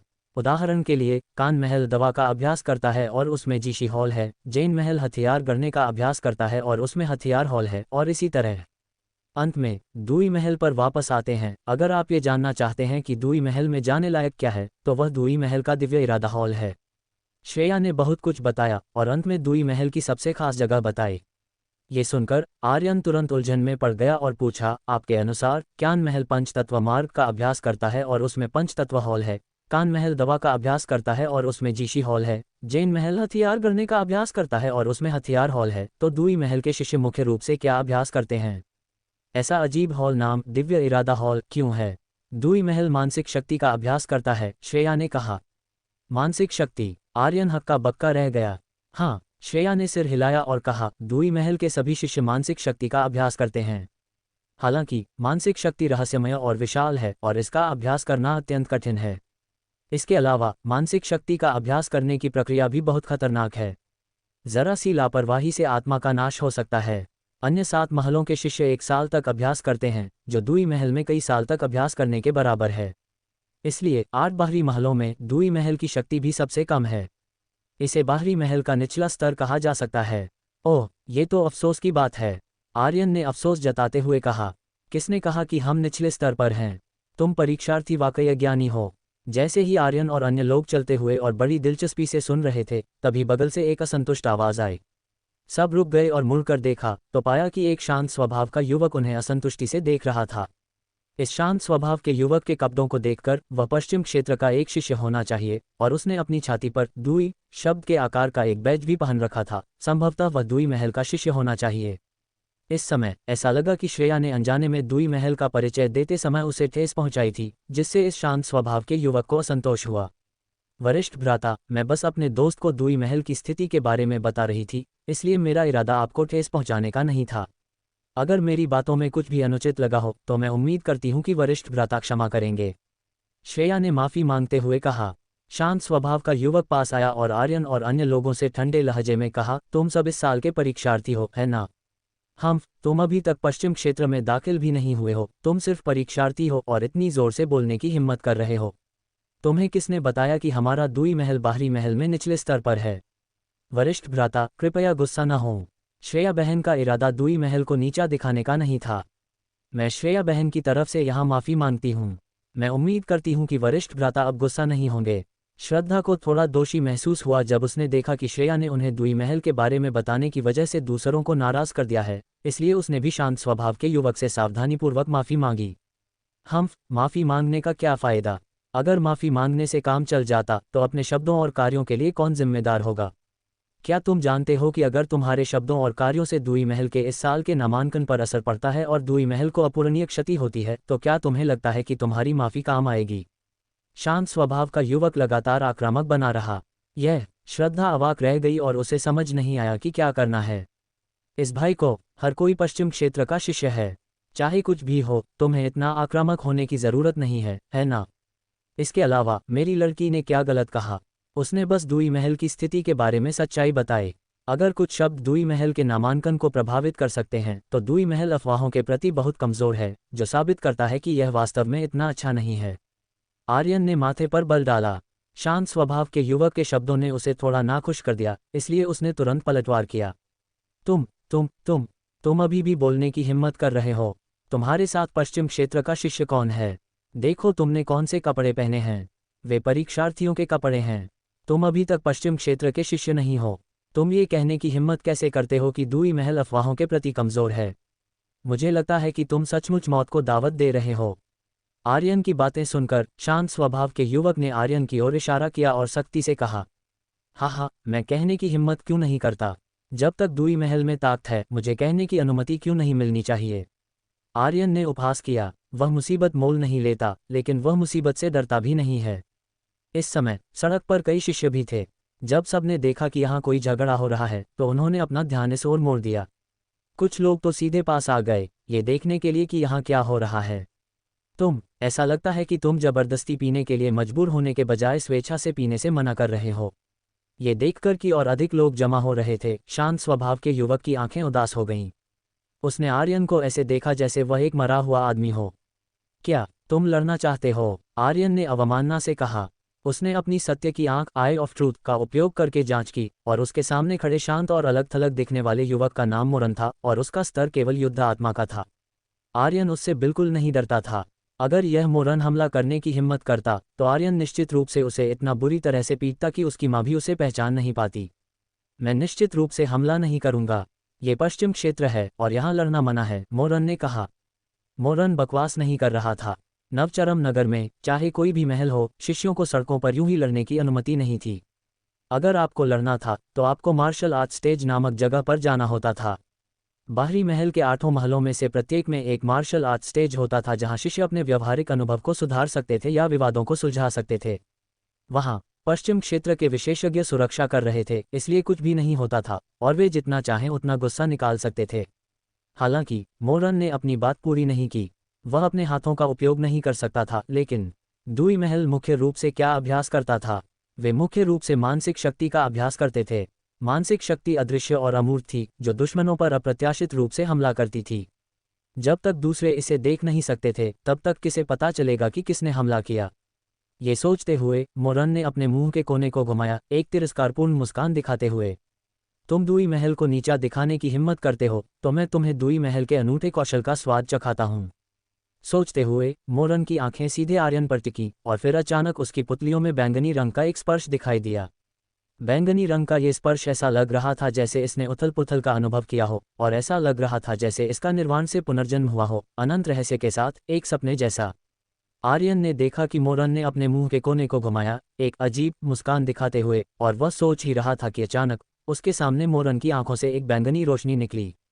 ये बैंगनी रोशनी पल भर में गुजर गई और इसे पहचानना आसान नहीं था। आसपास किसी ने भी इसे नोटिस नहीं किया। सौभाग्य से आर्यन का स्तर मोरन से ऊंचा था, इसलिए उसने इस अजीब बैंगनी रोशनी को नोटिस किया। जब आर्यन ये पता लगाना चाहता था कि यह बैंगनी रोशनी क्या थी, तो अचानक उसका सिर हिल गया और उसने अचानक पाया कि वह हिल नहीं पा रहा है। इतना ही नहीं, बल्कि उसके दिमाग में एक असामान्य भावना दिखाई दी। आर्यन शांत हुआ और पाया कि इस समय एक ग्रे रंग की शक्ति उसके दिमाग को घेर रही थी और उसे तेजी से अतिक्रमित कर रही थी। ये शक्ति काफी रहस्यमय थी और बहुत अचानक दिखाई दी। जैसे ही ये दिखाई दी, इसने आर्यन के दिमाग में एक पागलपन की तरह अतिक्रमण कर दिया, उसके दिमाग में कहर बरपाना चाहती थी। इस शक्ति में आर्यन ने एक बेजोड़ खतरा महसूस किया और यहाँ तक कि मृत्यु का स्वाद भी महसूस किया। वह सही था, यह मृत्यु थी। इस शक्ति ने आर्यन को मृत्यु के खतरे का एहसास कराया। आर्यन ने इस भावना का अनुभव केवल एक बार किया था, और वह तब था जब उस पर विषबिलाव राज ने हमला किया था और वह लगभग मर गया था। यहाँ तक कि एक युद्ध सम्राट शक्ति वाले का सामना करते समय भी उसे यह भावना नहीं हुई थी, लेकिन इस पल उसे यह हुई थी। इससे यह अंदाज़ा लगाया जा सकता था कि यह ग्रे शक्ति कितनी घातक थी। ये ग्रे शक्ति क्या है? आर्यन बहुत उलझन में था। इस समय उसे मोरन की आंखों में अभी अभी पल भर में गुजरने वाली बैंगनी रोशनी याद आई। मुख्य रूप से मानसिक शक्ति का अभ्यास, बैंगनी रोशनी। क्या ये वह हो सकता है? आर्यन को अचानक एहसास हुआ, हाँ, यह जरूर होगा। यह जरूर उसके सामने खड़ा मोरन ही होगा जिसने उस पर हमला किया है। और यह हमला मानसिक स्तर का हमला था। जैसे ही उसे यह समझ आया, आर्यन भी बहुत हैरान था। मानसिक शक्ति के हमले इतने शक्तिशाली होते हैं, यहाँ तक कि जब उसका स्तर विरोधी से ऊंचा है, ऐसे हमले का सामना करते हुए उसे मृत्यु का खतरा महसूस होता है। हैरानी में आर्यन को बहुत पछतावा हुआ कि उसने अभी अभी सत्य की आंख, आई ऑफ ट्रूथ, के माध्यम से प्राप्त जानकारी को ध्यान से नहीं देखा था। आर्यन ने मोरन के स्तर और नाम पर बस एक नज़र डाली और फिर इंटरफेस को बंद कर दिया, इसलिए उसे मोरन की स्थिति के बारे में पता नहीं चला। अब मुझे क्या करना चाहिए? जैसे जैसे ग्रे ऊर्जा का हमला मजबूत होता गया, आर्यन के दिमाग में पहले से ही चुभने वाला दर्द होने लगा था। इस चुभने वाले दर्द ने आर्यन को बेहद घबरा दिया और बहुत असहाय महसूस कराया, क्योंकि उसे पता ही नहीं था कि इसका विरोध कैसे किया जाए। आर्यन ने पहले कभी भी शक्तिहीनता की इस भावना का अनुभव नहीं किया था। उसे उम्मीद नहीं थी कि दुई महल का मानसिक शक्ति हमला सीधे दूसरे लोगों की आत्माओं पर काम कर सकता है, जिससे लोग विरोध करने में असमर्थ हो जाते हैं। इस तरह देखने पर दुई महल वास्तव में शक्तिशाली है। गूंज। ठीक उसी समय जब आर्यन को लगा कि उसकी आध्यात्मिक दुनिया टूटने वाली है और वह नष्ट होने वाला है, उसके दिमाग से एक धीमी गूंज आई। ऐसा लगा जैसे कुछ जाग गया हो। तुरंत कहीं से एक सियान ऊर्जा निकली और फिर तेजी से फैल गई, जो आर्यन के दिमाग पर अतिक्रमण करने वाली ग्रे ऊर्जा से उलझ गई। जैसे ही ग्रे ऊर्जा सियान ऊर्जा से टकराए, वह तुरंत तेजी से पीछे हट गई, मानो उसका सामना किसी भयानक चीज से हुआ हो, और फिर धीरे धीरे पिघल गई और अंत में आर्यन के दिमाग में गायब हो गई। बस एक पल में आर्यन ने अपनी स्पष्टता वापस पा ली और उसका शरीर हिल सकता था। ये प्रक्रिया बहुत लंबी लगी, लेकिन वास्तव में बाहरी दुनिया में केवल पलक झपकने जितना समय ही बीता था। ऐसा लगा जैसे आर्यन बस एक पल के लिए हक्का बक्का रह गया हो। क्या ये दुई महल की विधि है? आर्यन ने मोरन को देखने के लिए सिर उठाया। मृत्यु के खतरे का अनुभव करने के बाद, असहायता और निराशा का अनुभव करने के बाद, आर्यन को बहुत गुस्सा आना चाहिए था और मोरन को मार देना चाहिए था, लेकिन इस पल वह असामान्य रूप से शांत था और उसके दिल में मोरन के प्रति कोई द्वेष नहीं था। मोरन के हमले ने आर्यन को अपनी कमियों का एहसास कराया। उसके पास मानसिक शक्ति का विरोध करने का कोई तरीका नहीं था। मानसिक शक्ति के हमले वास्तव में बेहद शक्तिशाली होते हैं।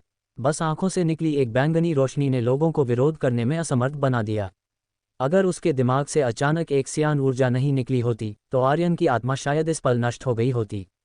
अगर वह मरता भी नहीं तो शायद वह पागल हो जाता। आर्यन थोड़ा डरा हुआ था लेकिन थोड़ा उत्साहित भी था। मानसिक शक्ति का हमला, ये बहुत अच्छा लगता है। यह एक हमला विधि है जिसकी आर्यन को ज़रूरत है। हालांकि ये शक्तिशाली विधि भी वैसी ही होनी चाहिए जैसा श्रेया ने कहा था।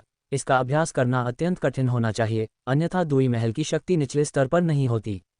लेकिन आर्यन के पास एक सिस्टम है, चीज़ों का अभ्यास करना चाहे कितना भी कठिन क्यों न हो, आर्यन के हाथों में यह कोई समस्या नहीं है। इस पल मोरन के मानसिक शक्ति हमले को देखने के बाद आर्यन ने फैसला किया कि वह दुई महल में शामिल होना चाहता है। हालांकि दूसरी तरफ मोरन ने आर्यन पर मानसिक शक्ति का हमला करने के बाद वह तिरस्कारपूर्वक मुड़कर जाने वाला था।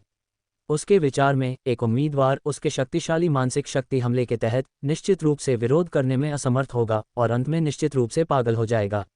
मोरन ने जानलेवा हमला नहीं किया, वह बस आर्यन को पागल बनाना चाहता था। ये सबक आर्यन के दुई महल के बारे में अभी अभी दिए गए अपमानजनक बयानों के लिए पर्याप्त था। हालांकि इससे पहले कि वह मुड़ पाता, उसे उम्मीद नहीं थी कि उसके सामने यह उम्मीदवार उसके मानसिक शक्ति हमले के तहत किसी भी तरह से हताहत नहीं हुआ था और बहुत सामान्य रूप से बात कर रहा था। तुम ठीक हो? मोरन ने आर्यन की ओर देखते हुए संदेह से पूछा। हाँ, जैसा कि तुम देख सकते हो, आर्यन मुस्कुराया। असंभव, मेरी बैंगनी परम आत्मा भक्षण तकनीक के तहत यहाँ तक कि बाहरी महल के शिष्य भी हताहत होंगे। तुम सिर्फ एक उम्मीदवार हो जो महल में प्रवेश करने वाला है, तुम इसका विरोध कैसे कर सकते हो? मोरन ने अविश्वास में सिर हिलाया। हाँ, ये देखकर कि मोरन को विश्वास नहीं हो रहा था, आर्यन ने समझाया नहीं, बस मुस्कुरा दिया। दरअसल आर्यन खुद भी नहीं जानता था कि उसने मोरन के मानसिक हमले का विरोध कैसे किया। क्योंकि वह हरी ऊर्जा बहुत रहस्यमय थी, आर्यन नहीं जानता था कि वह क्या थी, नहीं वह जानता था कि वह कहाँ से आई थी। वह बस अनायास ही प्रकट हुई और फिर आर्यन को मानसिक हमले का विरोध करने में मदद की और फिर अनायास ही गायब हो गई।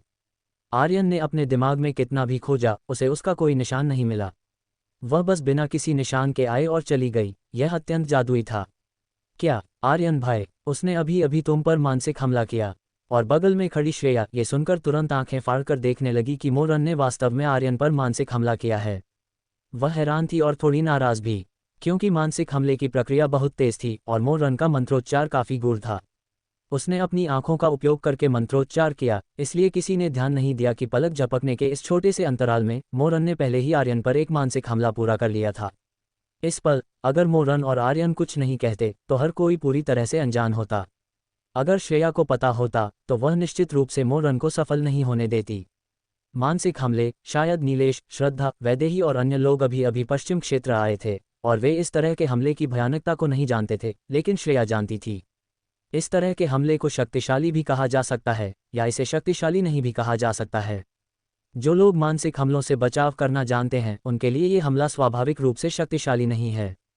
जब तक मार्शल आर्ट का स्तर हमलावर से ऊंचा है तब तक मानसिक हमला बेकार है। यहाँ तक कि अगर स्तर हमलावर से थोड़ा कम है तब तक जब तक हमलावर का मानसिक अभ्यास ऊंचा नहीं है तब तक इसका असर ज्यादा नहीं होता है। यही वजह है कि दुई महल के शिष्यों के पास इतनी शक्तिशाली हमला विधि होने के बावजूद उनकी शक्ति निचले स्तर पर है।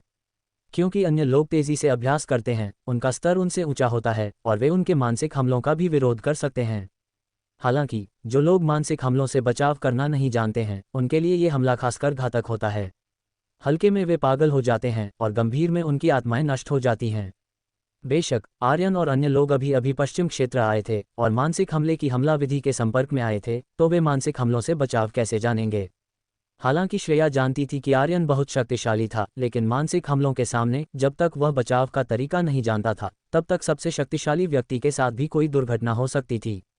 इसलिए जब उसने सुना कि मोरन ने आर्यन पर मानसिक हमला किया था तो श्रेया का चेहरा अचानक बदसूरत हो गया, लेकिन सौभाग्य से आर्यन को अब कोई परेशानी नहीं लग रही थी। अन्यथा हाँ, और मोरन ने आर्यन की मुस्कान देखी और तुरंत सोचा कि आर्यन उस पर हंस रहा है जैसा उसने पहले दुई महल पर हंसा था। तुरंत उसके दिल में नाराजगी महसूस हुई। क्यों? एक उम्मीदवार जिसने महल में प्रवेश नहीं किया है वह दुई महल पर क्यों हंस सकता है? एक उम्मीदवार जिसने महल में प्रवेश नहीं किया है वह मानसिक हमलों का विरोध क्यों कर सकता है? मोरन जितना ज्यादा सोचता गया उतना ही ज्यादा गुस्सा होता गया। तुरंत उसने अपने हाथ हिलाए और दूसरी मानसिक हमला तकनीक जारी की। हृदय ज्वाला आकाश को जलाती है।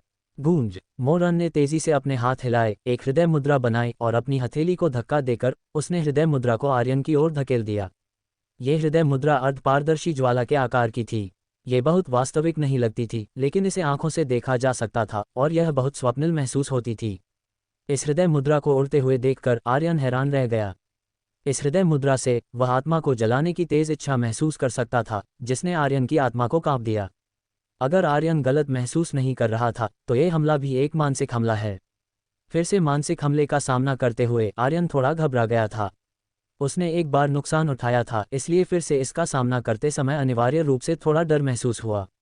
आखिरकार उसके पास मानसिक हमले के अतिक्रमण का विरोध करने का कोई तरीका नहीं था, और आर्यन के दिमाग में हरी ऊर्जा अब गायब हो गई है। आर्यन निश्चित नहीं है कि क्या उसे बचाने वाली रहस्यमय हरी ऊर्जा मानसिक हमले के उसके दिमाग में प्रवेश करने के बाद फिर से प्रकट होगी। वह जुआ खेलने की हिम्मत नहीं करता था, इसलिए इस पल उसे एक रास्ता खोजना होगा। और इस पल उसने बगल से श्रेया की आवाज़ सुनी, जिसने कहा, आर्यन भाई, मानसिक हमले इतने भयानक नहीं होते, कृपया अपने दिमाग को स्थिर रखें, अपने आध्यात्मिक मंच की रक्षा करें, और जब वह ग्रे ऊर्जा आपके दिमाग में प्रवेश करे तो अपने चेतना सागर को नियंत्रित करें और उसे बाहर निकाल दें। ये सुनकर आर्यन ने ज्यादा परवाह नहीं की और तुरंत श्रेया के तरीके के अनुसार काम किया। उसने अपने दिमाग को स्थिर किया और फिर शांत हो गया। हालांकि आर्यन को पता नहीं था कि चेतना सागर क्या था। जब परिचित ग्रे ऊर्जा ने फिर से उसके दिमाग पर अतिक्रमण किया तो उसने अपनी भावना को केंद्रित किया और चुपचाप अपने दिल में ग्रे ऊर्जा का विरोध करने के लिए पाठ किया। तुरंत आर्यन द्वारा एक अज्ञात शक्ति को लामबंद किया गया और ग्रे ऊर्जा का स्वागत किया। इस बार उसके दिमाग पर हमला करने वाली ग्रे ऊर्जा ग्रे रंग में थोड़ी अग्निलाल थी, जैसे कि लपटों का रंग। जब यह आर्यन के दिमाग में प्रवेश करती थी तो यह आर्यन को जलने का एहसास भी कराती थी। ये बहुत शक्तिशाली लगती थी। हालांकि जब ये ग्रे लाल ऊर्जा आर्यन द्वारा लामबंद की गई अज्ञात शक्ति के संपर्क में आई तो इसे तुरंत आर्यन की शक्तिशाली अज्ञात शक्ति द्वारा उसके दिमाग से निष्कासित कर दिया गया और बिना किसी निशान के गायब हो गई। इसके अलावा इसका एक हिस्सा आर्यन की अज्ञात शक्ति द्वारा अवशोषित भी कर लिया गया। आर्यन पिछली बार की तरह नियंत्रण से बाहर होने की स्थिति में नहीं आया था और फिर जल्दी से अपनी स्पष्टता वापस पा ली। इस प्रक्रिया में पलक झपकने से भी कम समय लगा, जिसका मतलब है कि वह बिल्कुल भी प्रभावित नहीं हुआ। इसके अलावा इस हमले का अनुभव करने के बाद आर्यन का दिमाग ज्यादा साफ हो गया। इसने उसे प्रभावित तो नहीं किया, बल्कि उसकी स्थिति बेहतर होती दिख रही थी। यह विरोध किया, क्या मानसिक हमला टूट गया? मानसिक हमला इतना कमजोर क्यों है?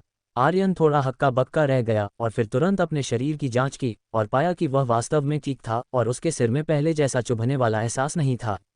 और मोरन की ओर देखते हुए जब आर्यन ने अपनी स्पष्टता वापस पाई तो मोरन फूंक करके खून का एक घूंट थूकता है और उसकी भावना बहुत सुस्त लगती है। मोरन के खून का घूंट देखकर आर्यन को यकीन हो गया कि उसने वास्तव में इस तथाकथित मानसिक हमले को तोड़ दिया है।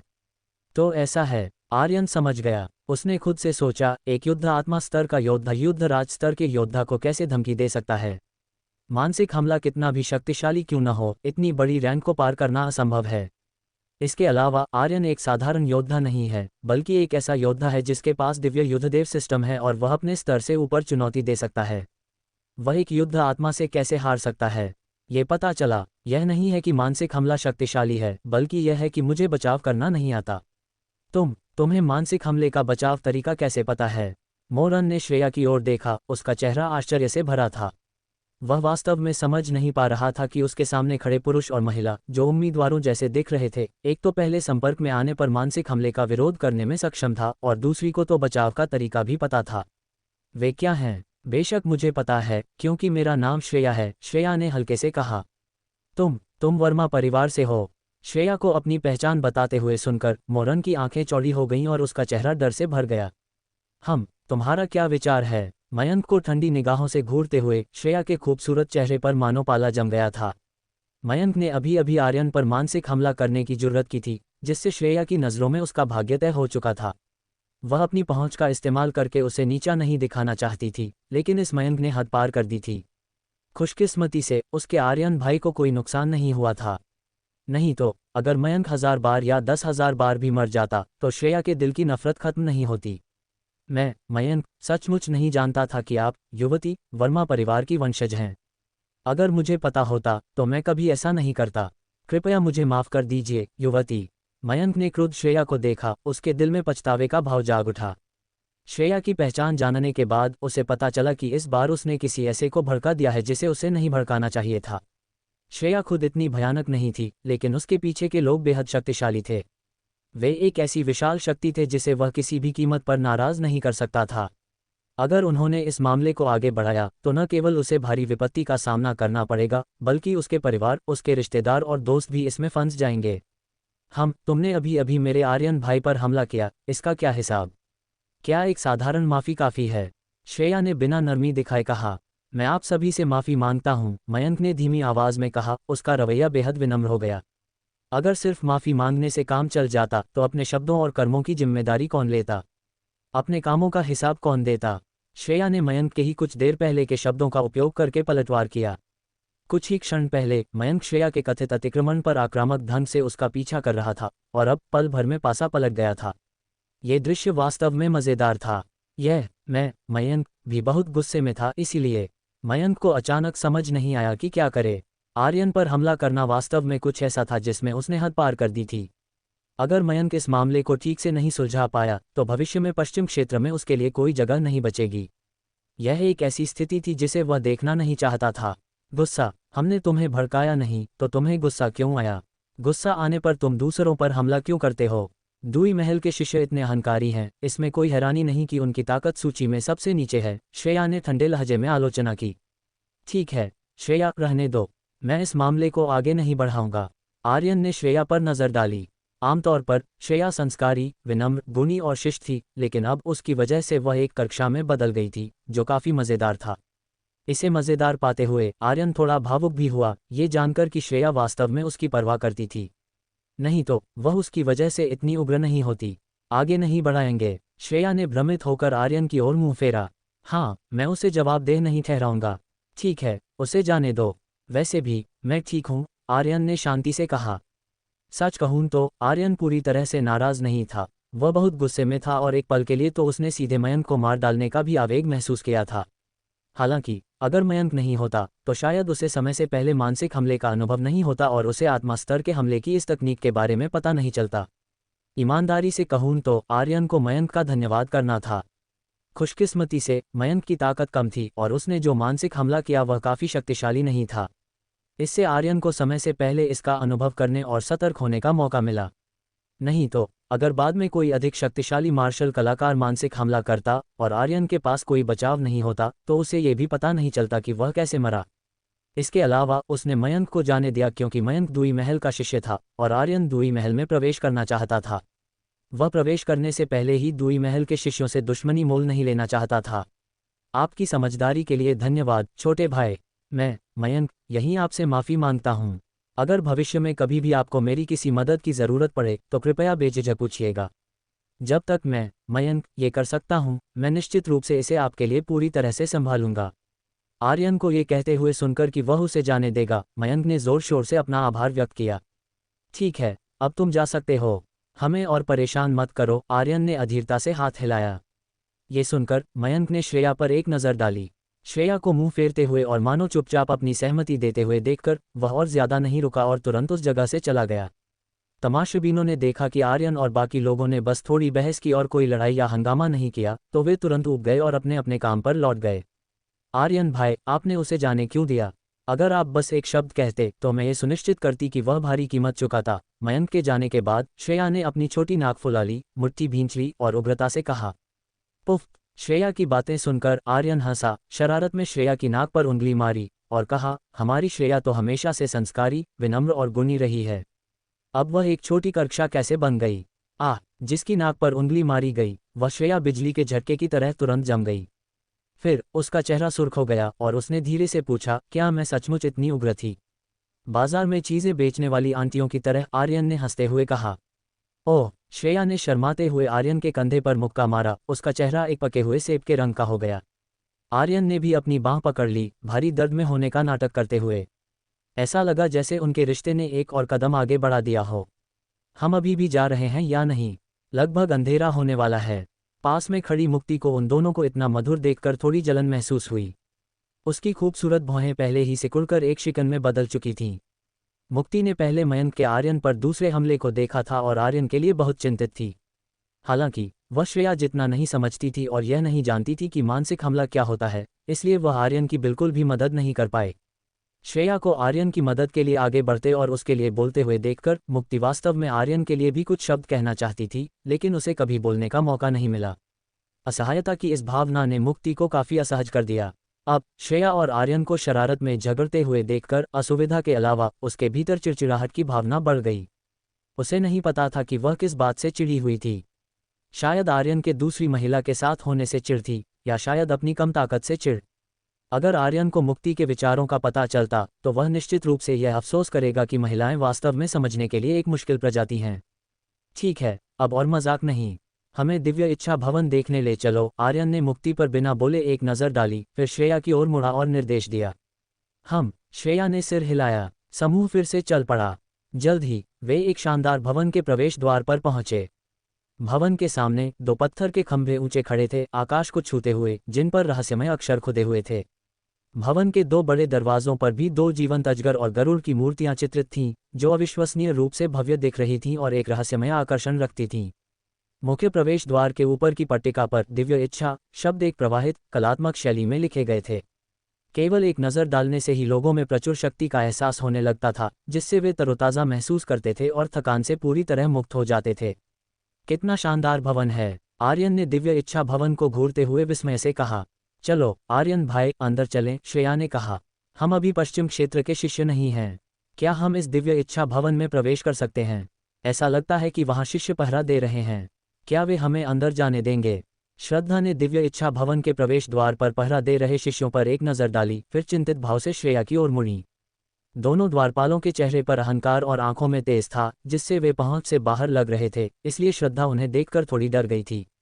हाँ, हम जा सकते हैं, श्रेया ने सिर हिलाया और कहा। क्योंकि बाहरी क्षेत्र के 8 महलों के बीच प्रतिस्पर्धी संबंध हैं, इसलिए हर साल प्रवेश परीक्षा के दौरान मुख्य हॉल परीक्षार्थियों के लिए खुले होते हैं, ताकि हर कोई प्रत्येक महल के चमत्कारों का अनुभव कर सके और परीक्षार्थियों को शामिल होने के लिए आकर्षित किया जा सके।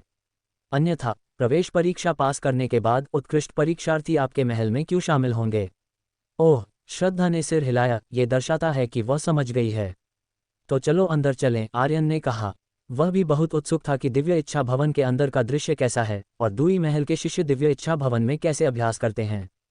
समूह दिव्य इच्छा भवन की ओर बढ़ा और दोनों द्वारपालों ने उन्हें नज़रअंदाज कर दिया। ऐसा लग रहा था कि, जैसा कि श्रेया ने कहा था, दिव्य इच्छा भवन वर्तमान में सभी के लिए खुला था। दिव्य इच्छा भवन में प्रवेश करते हुए सभी ने देखा कि हॉल अविश्वसनीय रूप से चौड़ा था। भले ही सैकड़ों परीक्षार्थी एक साथ प्रवेश करते तो भी यह भीड़भाड़ वाला नहीं लगता, और इसे सोने और जैद से सजाया गया था, जिससे यह एक नज़र में बेहद भव्य लग रहा था। सजावट और लेआउट ने सभी की अपेक्षाओं को निराश नहीं किया। हालांकि दिव्य इच्छा भवन हर तरह से अच्छा था, सिवाय इसके कि यह थोड़ा ज्यादा ही वीरान था। पूरा हॉल इतना चौड़ा था, लेकिन वहां केवल 2 या 3 परीक्षार्थी थे और दूई महल का एक भी शिष्य दिखाई नहीं दे रहा था। ये वास्तव में वैसा ही था जैसा श्रेया ने कहा था। दूई महल की ताकत बाहरी क्षेत्र के 8 महलों में सबसे नीचे थी, अन्यथा यह इतना वीरान नहीं लगता। जब आर्यन और उसका समूह अंदर आया तो वे बेहद नजर में आए। आखिरकार श्रद्धा, श्रेया, वैदेही और मुक्ति, भले ही वे स्वर्ग की अप्सराएं न हो, फिर भी वे बेहद खूबसूरत थीं। 4 महिलाएं एक साथ खड़ी थीं तो वह एक खूबसूरत नज़ारा था। ललित भाई, देखो, वे लड़कियां सचमुच बहुत खूबसूरत हैं, एक परीक्षार्थी ने आर्यन और बाकी लोगों के हॉल में आते ही मुक्ति और बाकी तीनों को घूरते हुए दूसरे परीक्षार्थी से कहा। आर्यन और बाकी लोगों के अलावा हॉल में पहले से ही कुछ परीक्षार्थी थे। ये लोग उत्तरी क्षेत्र के 36 शहरों के परीक्षार्थियों से अलग कपड़े पहने हुए थे और अन्य क्षेत्रों के परीक्षार्थी होने चाहिए। वे आर्यन और बाकी लोगों से पहले आ चुके थे और जाहिर तौर पर दिव्य इच्छा भवन का दौरा कर चुके थे और अनुभव भी कर चुके थे, इसलिए वे आर्यन और बाकी लोगों की तरह उत्सुक और इधर उधर देखने वाले नहीं थे, बल्कि मैं सबसे अच्छा हूँ, मैं सबसे ज्यादा जानता हूँ के भाव के साथ हॉल के केंद्र में शांति से खड़े थे। हाँ, सचमुच बुरा नहीं है। ललित नामक परीक्षार्थी ने आर्यन और बाकी लोगों पर एक नज़र डाली और साथ वाले परीक्षार्थी को सिर हिलाया, अपने विचार से सहमत होते हुए। फिर उसने आर्यन और बाकी लोगों से जोर से कहा, अरे तुम वहाँ? हाँ, मैं तुमसे बात कर रहा हूँ। तुम किस जिले से हो? तुम दिव्य इच्छा भवन में क्यों आए हो?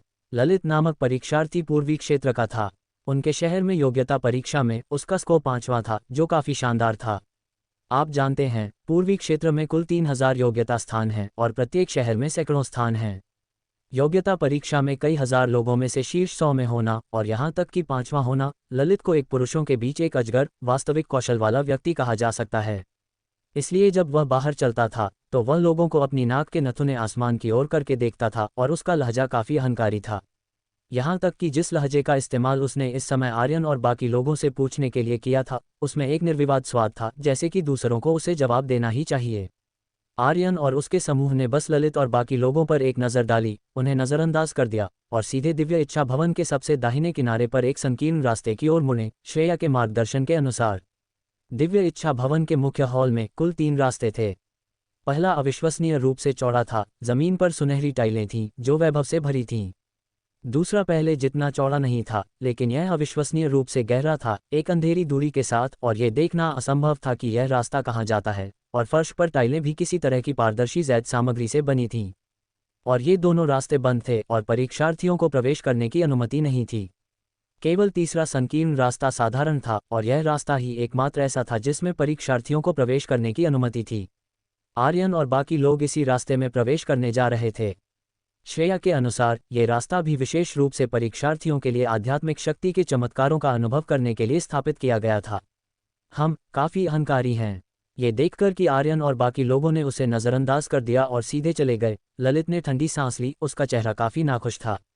हालांकि आर्यन और उसका समूह इस समय पहले ही रास्ते में प्रवेश कर चुका था और ललित उनके साथ परेशानी करने के लिए अंदर नहीं जा सका। ललित भाई, उनके कपड़ों को देखो, वे उत्तरी क्षेत्र के लगते हैं, ललित के पीछे चल रहे चूहे जैसी आंखों वाले एक परीक्षार्थी ने थोड़ी देर सोचने के बाद कहा। इस चूहे जैसी आंखों वाले परीक्षार्थी को कैज़र कहा जाता था। उसकी प्रतिभा अच्छी थी और दिमाग अच्छा था। वह एक बहुत ही मुश्किल चरित्र था। प्रवेश परीक्षा में भाग लेने वाले लोगों में से कौन एक साधारण चरित्र था। हालांकि कैज़र ललित का चमचा बनने को तैयार था और ललित का नंबर 1 पिट्ठू था। उसने हमेशा ललित को सलाह दी और निश्चित रूप से उसने अनगिनत बार उसकी चापलूसी की।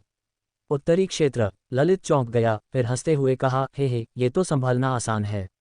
मैं अभी भी सोच रहा था कि उनके साथ परेशानी करूं या नहीं। चूंकि वे उत्तरी क्षेत्र से हैं, तो मुझे उन पर कोई दया दिखाने की ज़रूरत नहीं है। हाँ, जब वे बाहर निकलेंगे तो हम उन्हें ठीक से अपमानित करेंगे। अगर वे इसकी सराहना नहीं करते हैं, तो हम उन्हें सबक सिखाने के लिए मार्शल आर्ट्स अखाड़े में जाएंगे। कैज़र ने समर्थन किया। ठीक है, ये संभव है। ललित ने सिर हिलाया, फिर उसे कुछ याद आया और उसने कहा, उन्हें वहां अपनी आध्यात्मिक शक्ति का परीक्षण करने के लिए जाना चाहिए। मुझे आश्चर्य है कि उनकी आध्यात्मिक शक्ति कैसी है। कैसे हो सकता है, ये निश्चित रूप से ललित भाई जितना अच्छा नहीं होगा। ललित भाई जैसा प्रतिभागी जिसने आध्यात्मिक शक्ति की खेती नहीं की है और जिसके पास आध्यात्मिक शक्ति की खेती के 3 स्तर हैं, वह पहले से ही अद्वितीय है। कैज़र ने चापलूसी की। ये सही है, यह मत देखो कि मैं कौन हूँ, मैं ललित हूँ। कौन नहीं जानता कि मैं, ललित, एक अद्वितीय प्रतिभा हूँ। ललित ने आत्ममुग्धता से कहा। ललित भाई महान हैं। अगर मैं एक महिला होती तो मैं निश्चित रूप से ललित भाई से शादी करती। कैज़र ने एक और चापलूसी की। जाओ जाओ जाओ, देखो तुम कैसे दिखते हो। भले ही तुम एक महिला होते तो भी मैं तुम्हें नहीं चाहता। अभी अभी वाली लड़कियां ठीक थीं, ललित ने घृणा से कहा, फिर उस दिशा की ओर देखा जहां आर्यन और बाकी लोग गए थे, अपने होठों को चाटते हुए, मानो वह मुक्ति और बाकी लोगों की सुंदरता का स्वाद ले रहा हो।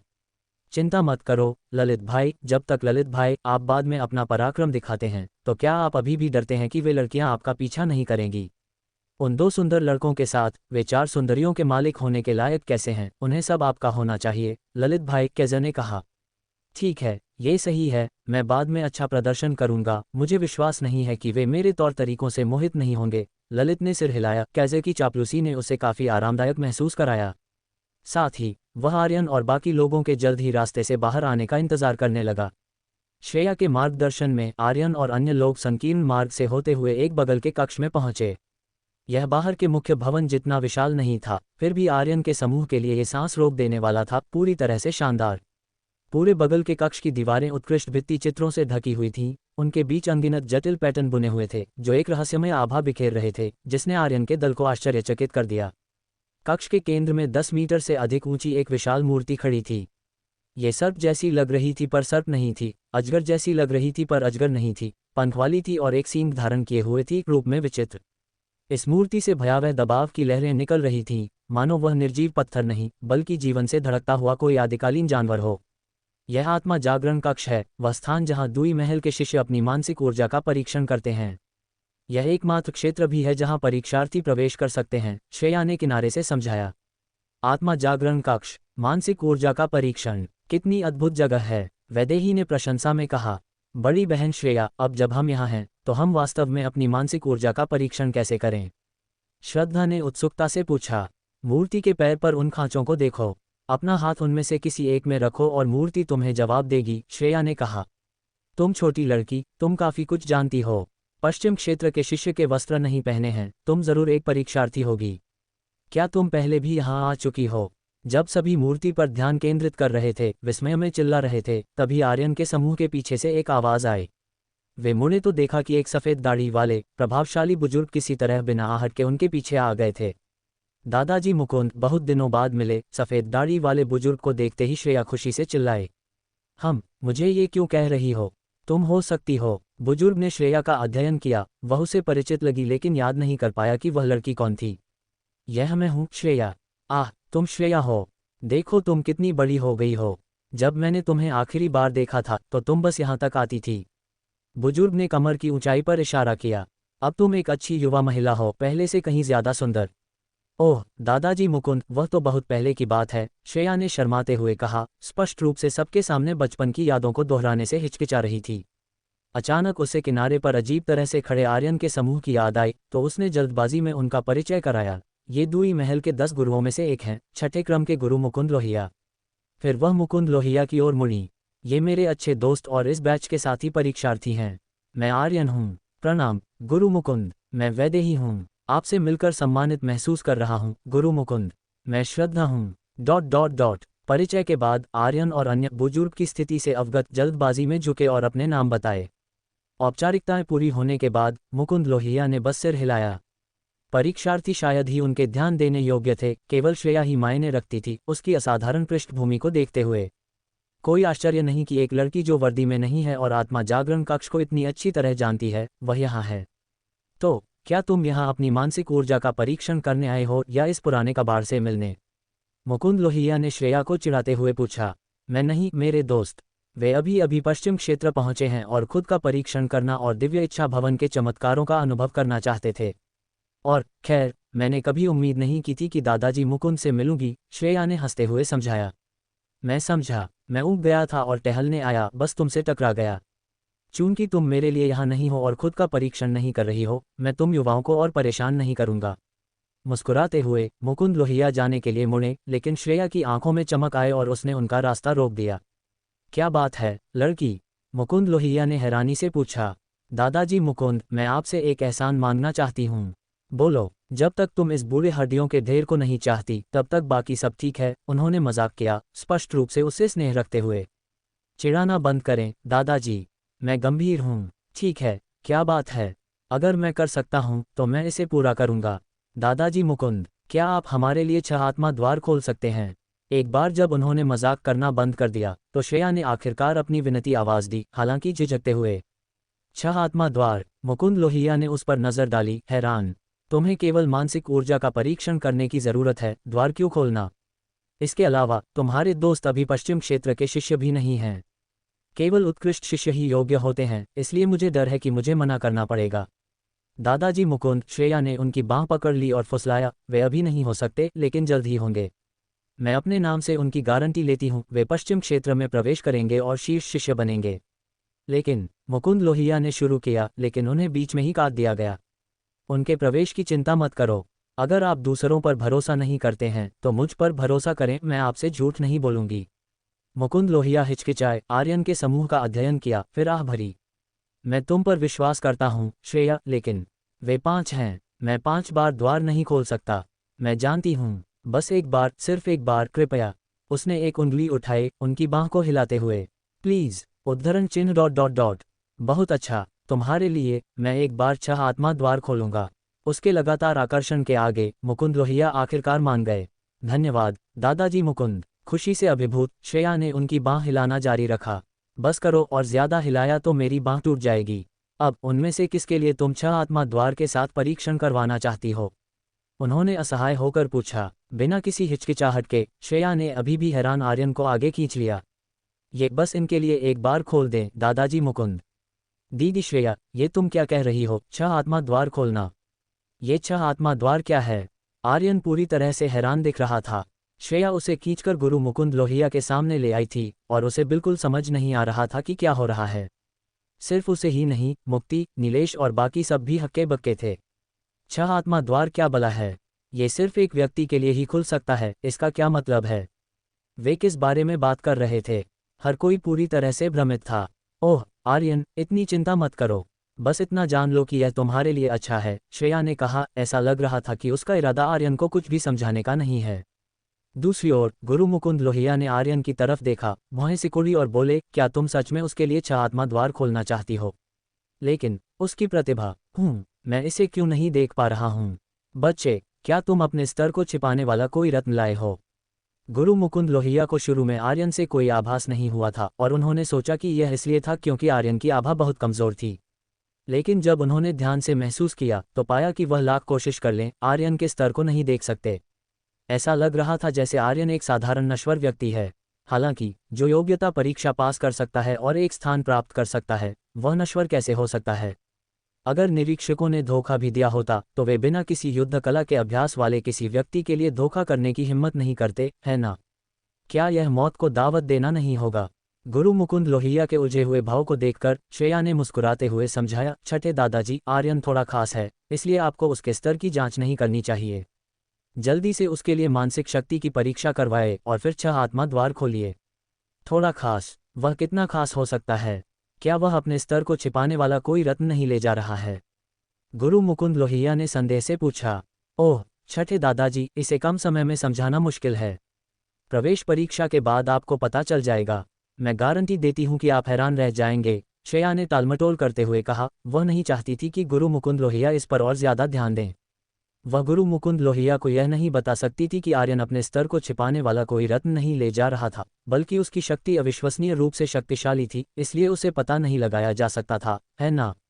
आखिरकार बुजुर्ग लोकेश ने निर्देश दिया था कि प्रवेश परीक्षा से पहले सभी को आर्यन की शक्ति को रहस्य रखना होगा। अगर आर्यन की शक्ति का अभी पता चल जाता तो वह प्रवेश परीक्षा में शामिल नहीं हो पाता। ये किसी के लिए भी अच्छी खबर नहीं होती। ठीक है, तब मैं नहीं पूछूंगा।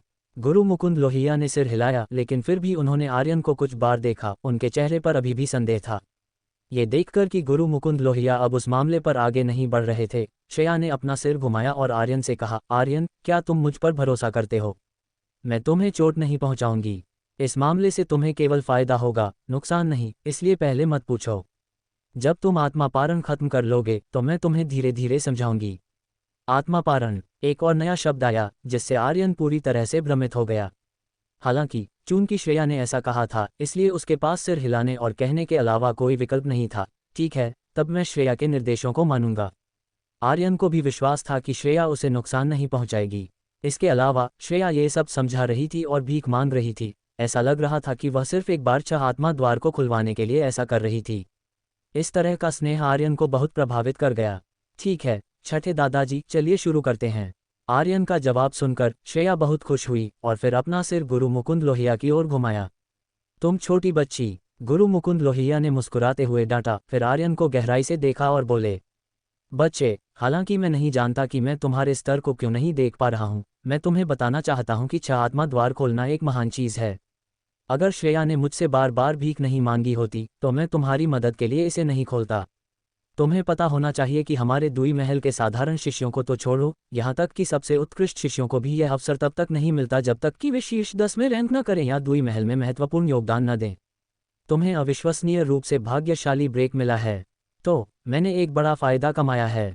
आर्यन मुस्कुराते हुए बुदबुदाया। उसे तो ये भी समझ में नहीं आया था कि क्या हो रहा है, और वह पहले ही फायदा कमा चुका था। ये सच में मजेदार था। इस क्षण गुरु मुकुंद लोहिया सभी को विशाल मूर्ति के सामने ले गए, मूर्ति के पैर के खांचों की ओर इशारा किया और आर्यन से कहा, सबसे पहले मानसिक शक्ति की परीक्षा लो और फिर 6 आत्मा द्वार खोलने के लिए अनुष्ठान करो। अपना हाथ यहाँ रखो और मैं देखूंगा कि तुम्हारे पास मानसिक शक्ति की खेती का कितना स्तर है। ये सुनकर आर्यन ने गुरु मुकुंद लोहिया के निर्देशों का पालन किया और अपना हाथ मूर्ति के पैर के खांचे में रखा। कुछ सेकंड के बाद, और यह बताना मुश्किल था कि यह उसकी कल्पना थी या नहीं, मूर्ति थोड़ी हिलती हुई प्रतीत हुई और फिर मूर्ति के सिर के शीर्ष पर अचानक एक सफेद रोशनी जल उठी। बुज़्ज़ बुज़्ज़ बुज़्ज़। जिस क्षण सफेद रोशनी जली, कहीं से अनगिनत रहस्यमय संस्कृत ध्वनियां आईं जो हर किसी के दिमाग में गूंज उठीं। ऐसा लग रहा था जैसे भिक्षु ग्रंथ पढ़ रहे हों और जैसे मच्छर उड़ रहे हों। हालांकि यह आवाज़ बिल्कुल भी परेशान करने वाली नहीं लगी, बल्कि बहुत आरामदायक थी। ऐसा लग रहा था जैसे इस आवाज़ को सुनने के बाद पूरा व्यक्ति शांत हो गया। आर्यन का दिमाग सबसे सीधा था और आवाज़ सबसे तीव्र थी, जैसे आवाज़ सीधे उसके दिमाग में गूंज रही थी। इस क्षण उसकी चेतना भी एक अत्यंत शांत अवस्था में प्रवेश कर गई, जैसे वह एक गर्म सागर में था, बहुत आरामदायक। हालांकि ये संस्कृत ध्वनि केवल 3 सेकंड तक चली और फिर गायब हो गई, जिसकी जगह आर्यन के शरीर पर एक हल्की सफ़ेद रोशनी जल उठी। इस सफ़ेद रोशनी ने आर्यन को घेर लिया, जिससे सभी के लिए उसे देखते समय उसकी आकृति को स्पष्ट रूप से देखना असंभव हो गया। मुझे देखने दो कि इस बच्चे के पास मानसिक शक्ति का कितना स्तर है। ये देखकर कि मानसिक शक्ति की परीक्षा सक्रिय हो गई थी, गुरु मुकुंद लोहिया ने अपनी बाहें मोड़ ली और रुचि से मूर्ति को देखा। ये देखना चाहते थे कि इस युवक के पास मानसिक शक्ति का कितना स्तर था, जिसके स्तर को वह नहीं देख सकते थे। वास्तव में जब श्रेया ने कहा कि आर्यन की स्थिति खास है, तो गुरु मुकुंद लोहिया अपने दिल में बहुत तिरस्कारपूर्ण थे। खास स्थिति, ये कितना भी खास क्यों न हो, क्या यह अपने स्तर को छिपाने वाली किसी तरह की चीज़ को ले जाना नहीं है? ये कितना खास हो सकता है? क्या उसका स्तर आसमान तक पहुंचने के लिए पर्याप्त हो सकता है? इसके अलावा गुरु मुकुंद लोहिया की राय में आर्यन बहुत दिखावा कर रहा था। युवा, कम स्तर वाला लेकिन अपने स्तर को छिपाने वाला एक रत्न ले जा रहा है। ये स्पष्ट रूप से अपने स्तर को छिपाने और दिखावा करने के लिए है। गुरु मुकुंद लोहिया को लगा कि इस तरह का स्वभाव उसे श्रेया, स्वर्ग की एक गर्वित बेटी, के साथ रहने के लायक नहीं बनाता है। पुरुष और महिला के बीच प्यार की तो बात ही छोड़ो, वह दोस्त बनने के भी लायक नहीं था। अगर श्रेया ने इतनी जिद नहीं की होती, तो गुरु मुकुंद लोहिया श्रेया को निराश न करने और वर्मा परिवार के साथ अच्छे संबंध बनाए रखने के लिए श्रेया के अनुरोध पर सहमत नहीं होते। इस क्षण मानसिक शक्ति की परीक्षा सक्रिय हो गई थी। गुरु मुकुंद लोहिया के दिमाग में आर्यन ने मानसिक शक्ति की खेती नहीं की थी, और ज़्यादा से ज़्यादा उसके पास खेती का 1 या 2 स्तर होगा। आमतौर पर जो उम्मीदवार पश्चिमी महल में अभी अभी प्रवेश करते हैं, वे मूल रूप से खेती के इस स्तर पर होते हैं, और अधिक शक्तिशाली उम्मीदवारों के पास 3 से 4 स्तर होंगे। हालांकि 4 स्तर की मानसिक शक्ति की खेती, ये दुई महल से मानसिक शक्ति की युद्ध कला का उपयोग भी नहीं कर सकती। ये पूरी तरह से बेकार है। बुज़्ज़ बुज़्ज़ बुज़्ज़। कुछ और सेकंड के बाद संस्कृत ध्वनि फिर से बजी। आर्यन के शरीर पर हल्की सफ़ेद रोशनी वूंश के साथ गायब हो गई, जिससे सभी को उसकी आकृति फिर से स्पष्ट रूप से दिखाई दी। इस समय अगर यह मानसिक शक्ति के परीक्षण की सामान्य स्थिति के अनुसार होता, तो जब संस्कृत ध्वनि फिर से बजती और सफ़ेद रोशनी दूर हो जाती, तो मानसिक शक्ति का परीक्षण परिणाम तुरंत सामने आ जाता। लेकिन हालांकि इस क्षण आर्यन की मानसिक शक्ति की परीक्षा का परिणाम तुरंत उपलब्ध नहीं था। अगर परिणाम आता, तो मूर्ति के मुंह से पंखुड़ी जैसी ऊर्जा के हार निकलते, पारदर्शी और अविश्वसनीय रूप से रहस्यमय। एक हार मानसिक शक्ति की खेती के एक स्तर का प्रतिनिधित्व करता है, 2 हार 2 स्तरों का प्रतिनिधित्व करते हैं, और इसी तरह। परीक्षक की मानसिक शक्ति की खेती जितनी अधिक होगी, मूर्ति तदनुसार उतने ही अधिक हार निकालेगी। हालांकि आर्यन की परीक्षा के दौरान विशाल अजीब मूर्ति ने अपने मुंह से एक भी हार नहीं निकाला, जैसे कि उसे कब्ज हो गया हो। बुज़्ज़ बुज़्ज़ बुज़्ज़। इतना ही नहीं, बल्कि इस क्षण सभी ने देखा कि जब संस्कृत ध्वनियाँ फिर से बजीं, तो सफ़ेद रोशनी दूर हो गई। कुछ और सेकंड के बाद संस्कृत ध्वनियाँ रुक गईं और सफ़ेद रोशनी फिर से प्रकट हुई, जो आर्यन को घेरना जारी रखी। यह ऐसे ही चलता रहा, आगे पीछे कई बार। संस्कृत ध्वनियाँ बजती और सफ़ेद रोशनी गायब हो जाती। जब संस्कृत ध्वनियाँ रुक जाती, तो सफ़ेद रोशनी प्रकट हो जाती, अंतहीन रूप से चक्रित होती रहती, जैसे इसका कोई अंत ही न हो। क्या यह मानसिक शक्ति की परीक्षा है? मुझे क्यों लग रहा है कि कुछ गड़बड़ है। मुक्ति को समझ नहीं आया कि मानसिक शक्ति की परीक्षा कैसे आयोजित की जाती है या ये कैसे समाप्त होती है, इसलिए वह वर्तमान स्थिति के बारे में बहुत भ्रमित थी। यह महसूस कर रही थी कि वह इसे जिस तरह से भी देखती है, कुछ न कुछ गलत है। बेशक नहीं, श्रेया ने सिर हिलाया, जवाब दिया, और फिर गुरु मुकुंद लोहिया से घबराहट में पूछा, छठे दादाजी, क्या हो रहा है? परिणाम क्यों नहीं आ रहा है? श्रेया चिंतित थी, क्योंकि यह उन मानसिक शक्ति की परीक्षाओं से पूरी तरह से अलग था जिनके बारे में वह आमतौर पर जानती थी। इस क्षण कुछ अज्ञात परिवर्तन अवश्य हुआ होगा, और वह बहुत चिंतित थी कि इस अज्ञात परिवर्तन के तहत आर्यन खतरे में हो सकता है। मुझे भी नहीं पता, ऐसा लगता है कि कुछ गड़बड़ हो गई है। गुरु मुकुंद लोहिया ने भौहें सिकुड़ीं। उन्होंने वर्तमान स्थिति को पहले कभी नहीं देखा था। उन्होंने अनगिनत उम्मीदवारों और पश्चिम क्षेत्र के शिष्यों की मानसिक शक्ति का परीक्षण किया था, लेकिन ऐसा कभी नहीं हुआ था। क्या कुछ गड़बड़ हो गई? तो क्या आर्यन खतरे में होगा? दूसरी ओर मुक्ति ने अभी महसूस किया था कि यह परीक्षा थोड़ी अजीब है, लेकिन चूंकि पश्चिम महल के महल प्रमुख आर्यन को परीक्षा में मदद करने के लिए यहाँ थे, इसलिए उसने ज्यादा संदेह नहीं किया। हालांकि अब जब ये पुष्टि हो गई थी कि वास्तव में कोई समस्या थी, तो वह चौंक गई और घबरा गई। आर्यन की सुरक्षा के लिए बहुत चिंतित थी। मुक्ति आर्यन के लिए अपनी भावनाओं को समझा नहीं सकती थी।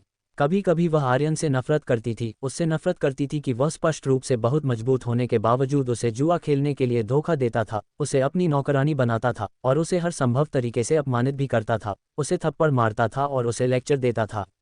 आमतौर पर आर्यन इससे भी ज्यादा रंगीन मिजाज का था, जो कई महिलाओं को आकर्षित करता था, जिससे मुक्ति नाराज और बहुत दुखी होती थी।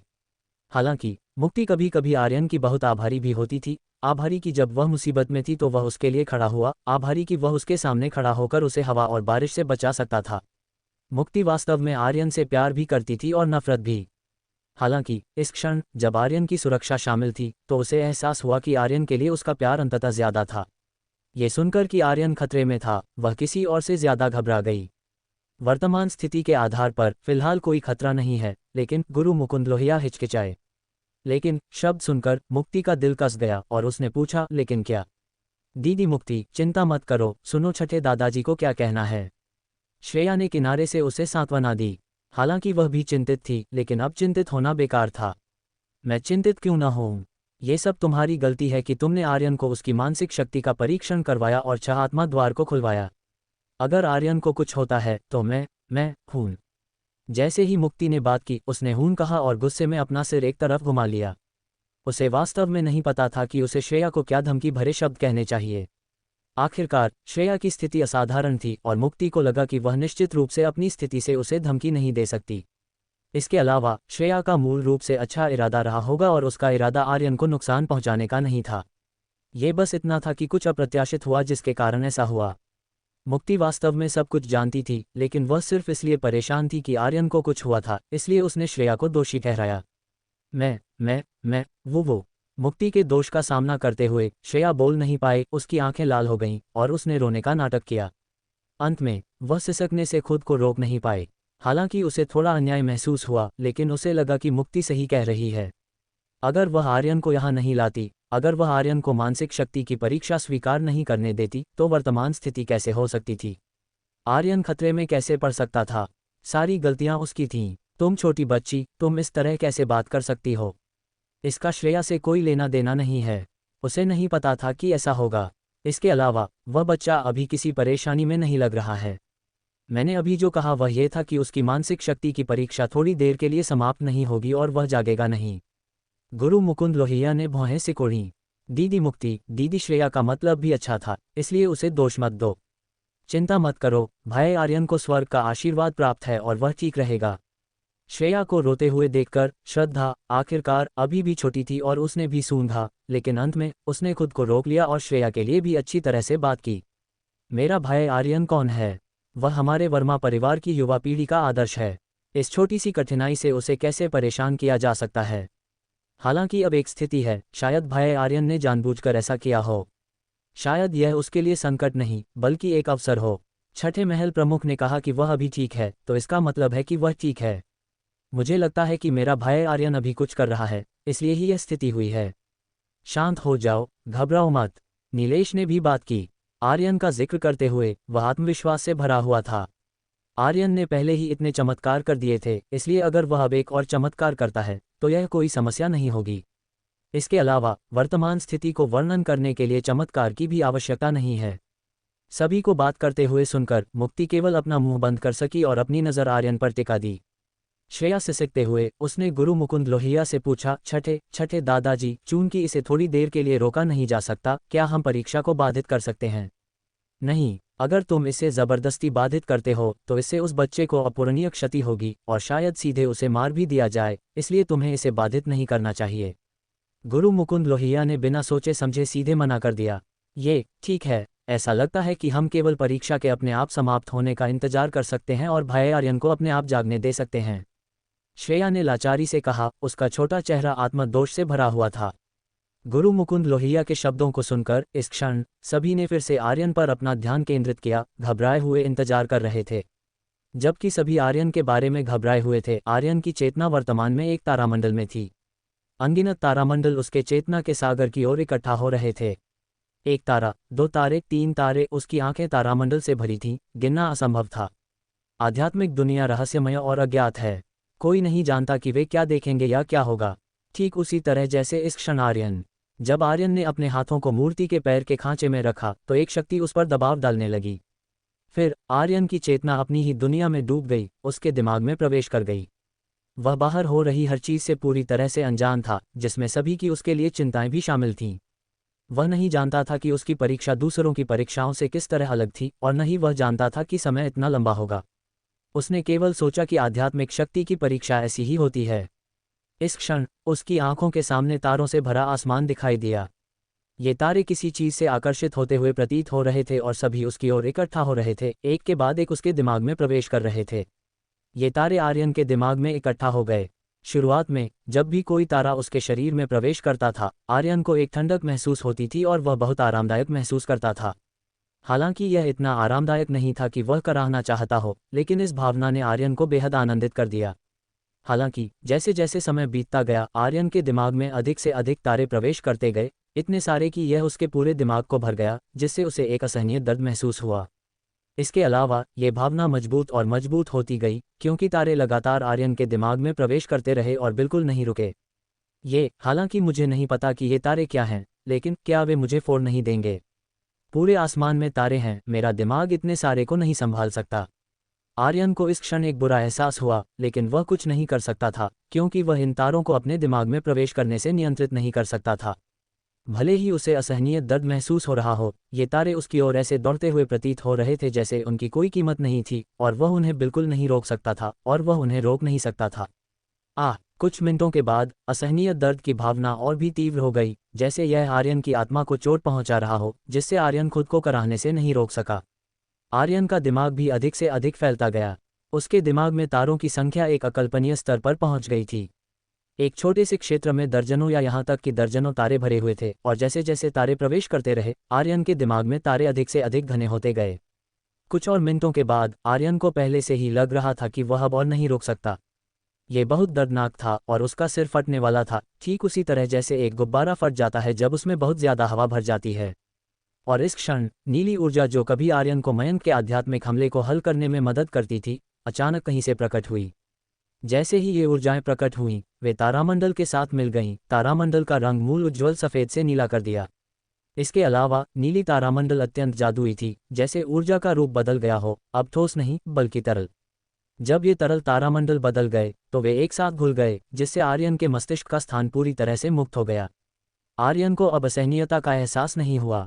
जैसे जैसे समय बीतता गया, अधिक से अधिक तारामंडल आर्यन के दिमाग में प्रवेश करते गए, और फिर नीली ऊर्जा द्वारा बदल दिए गए, और फिर आर्यन के दिमाग में तरल के साथ घुल गए। ये चक्र लगभग 10 मिनट तक चला। अंत में आर्यन का दिमाग अचानक हिल गया और एक बड़ी चूषण शक्ति आई, जिसने अनगिनत तारों को एक ही समय में उसके दिमाग में खींच लिया, और फिर एक अधिक विशाल नीली ऊर्जा ने उन्हें बदल दिया और फिर उन्हें घोल दिया। पूरे आसमान का तारामंडल आखिरकार गायब हो गया। आर्यन के दिमाग की चूषण शक्ति आखिरकार रुक गई। आर्यन के दिमाग में इस क्षण सारा तारामंडल गायब हो गया था, जिसकी जगह एक विशाल घोल के ढेर ने ले ली थी। इन घोलों ने आर्यन के दिमाग को भी बहुत फुला दिया था, लेकिन ये पहले से कहीं बेहतर था। हालांकि इस समय नीली ऊर्जा फिर से प्रकट हुई। मुट्ठी के आकार की एक नीली ऊर्जा अचानक प्रकट हुई और फिर तारामंडल घोल के उस ढेर में मिल गई। फिर घोल एक अत्यंत तेज गति से सिकुड़ गया और फिर एक साथ संघनित हो गया, जो एक नीले चमकदार पत्थर में बदल गया, जो बेहद शानदार लग रहा था। जब यह नीले चमकदार पत्थर ने आकार लिया तो आर्यन के दिमाग में एक संकेत सुनाई दिया। डिंग, खिलाड़ी आर्यन को तारामंडल का सागर जगाने के लिए बधाई। सभी गुण 100 से बढ़ गए और आध्यात्मिक शक्ति 500 से बढ़ गई। डिंग, क्योंकि खिलाड़ी आर्यन ने पहली बार चेतना का सागर जगाया, उसे एक स्वर्ग स्तरीय निम्न ग्रेड युद्ध कला आध्यात्मिक सदमा से पुरस्कृत किया जाता है। डिंग, खिलाड़ी आर्यन को 100 सर्व गुणवर्धक गोलियां मध्यम प्राप्त करने के लिए बधाई। डिंग, खिलाड़ी आर्यन को 500 दिव्य युद्धदेव मूल्य अंक प्राप्त करने के लिए बधाई। डिंग, खिलाड़ी आर्यन को स्तर ऊपर करने के लिए बधाई। वर्तमान स्तर 5 सितारा युद्धराज। प्रसंज्ञानों की एक लंबी पंक्ति ने आर्यन को चकित कर दिया। उसी समय उसके दिल में खुशी का एक विस्फोट उमड़ पड़ा। ये संभव है, सिर्फ अपनी आध्यात्मिक शक्ति का परीक्षण करके उसे इतने सारे पुरस्कार मिले। उसने न केवल स्तर ऊपर किया, बल्कि इस तारामंडल का सागर को भी जगाया, जो अविश्वसनीय रूप से अद्भुत लग रहा है। इसके अलावा एक और स्वर्ग स्तरीय युद्ध कला हाथ में है। इतना ही नहीं, 500 दिव्य युद्धदेव मूल्य अंक और 100 सर्व गुणवर्धक गोलियां मध्यम और भी उदार पुरस्कार हैं। आपको पता होना चाहिए कि सर्व गुणवर्धक गोलियां मध्यम सिस्टम स्टोर में 10 दिव्य युद्धदेव मूल्य अंक में बिकती हैं। 100 गोलियां, यह 1000 दिव्य युद्धदेव मूल्य अंक है। ये कहने के बराबर है कि आर्यन ने कुछ नहीं किया और एक स्वर्ग स्तरीय युद्ध कला प्राप्त की, स्तर ऊपर किया और 1500 दिव्य युद्धदेव मूल्यांकन प्राप्त किए। यह आर्यन को खुश क्यों नहीं करेगा? अगर आर्यन की चेतना इस क्षण अभी भी उसके दिमाग में नहीं होती तो वह खुशी से उछल पड़ा होता। ये फसल बस बहुत समृद्ध है, और बाहर के लोग आर्यन के आश्चर्य से अलग हैं। वे चौंक गए हैं, बेहद चौंक गए हैं। उन्होंने एक और दृश्य देखा। इससे पहले आर्यन की आध्यात्मिक शक्ति की परीक्षा समाप्त नहीं हुई थी। संस्कृत ध्वनि बजती और रुकती और फिर से बजती। आर्यन के शरीर पर सफ़ेद रोशनी बिखरती और इकट्ठा होती और बिखर जाती। हर कोई चिंतित होकर इंतजार कर रहा था। इससे भी ज्यादा आर्यन ने बाद में एक दर्दनाक अभिव्यक्ति दिखाई जिसने सभी को और भी चिंतित कर दिया। श्रेया के चेहरे पर अपराधबोध का भाव और भी मजबूत था और वह बहुत आत्मनिंदा करती हुई दिख रही थी। अगर वे नहीं जानते कि वे आर्यन की परीक्षा को बाधित नहीं कर सकते थे तो सभी इस क्षण आर्यन की स्थिति की जांच करने के लिए दौड़ पड़े होते। कुछ और मिनटों के बाद आर्यन के सिर के ऊपर वास्तव में एक नीली रोशनी जल उठी। इस नीली रोशनी के जलने के बाद संस्कृत ध्वनि रुक गई और सफ़ेद रोशनी बिखर गई। विशाल मूर्ति भी थोड़ी हिलती हुई प्रतीत हुई और मुंह थोड़ा हिल गया जैसे वह कुछ थूकने वाली हो।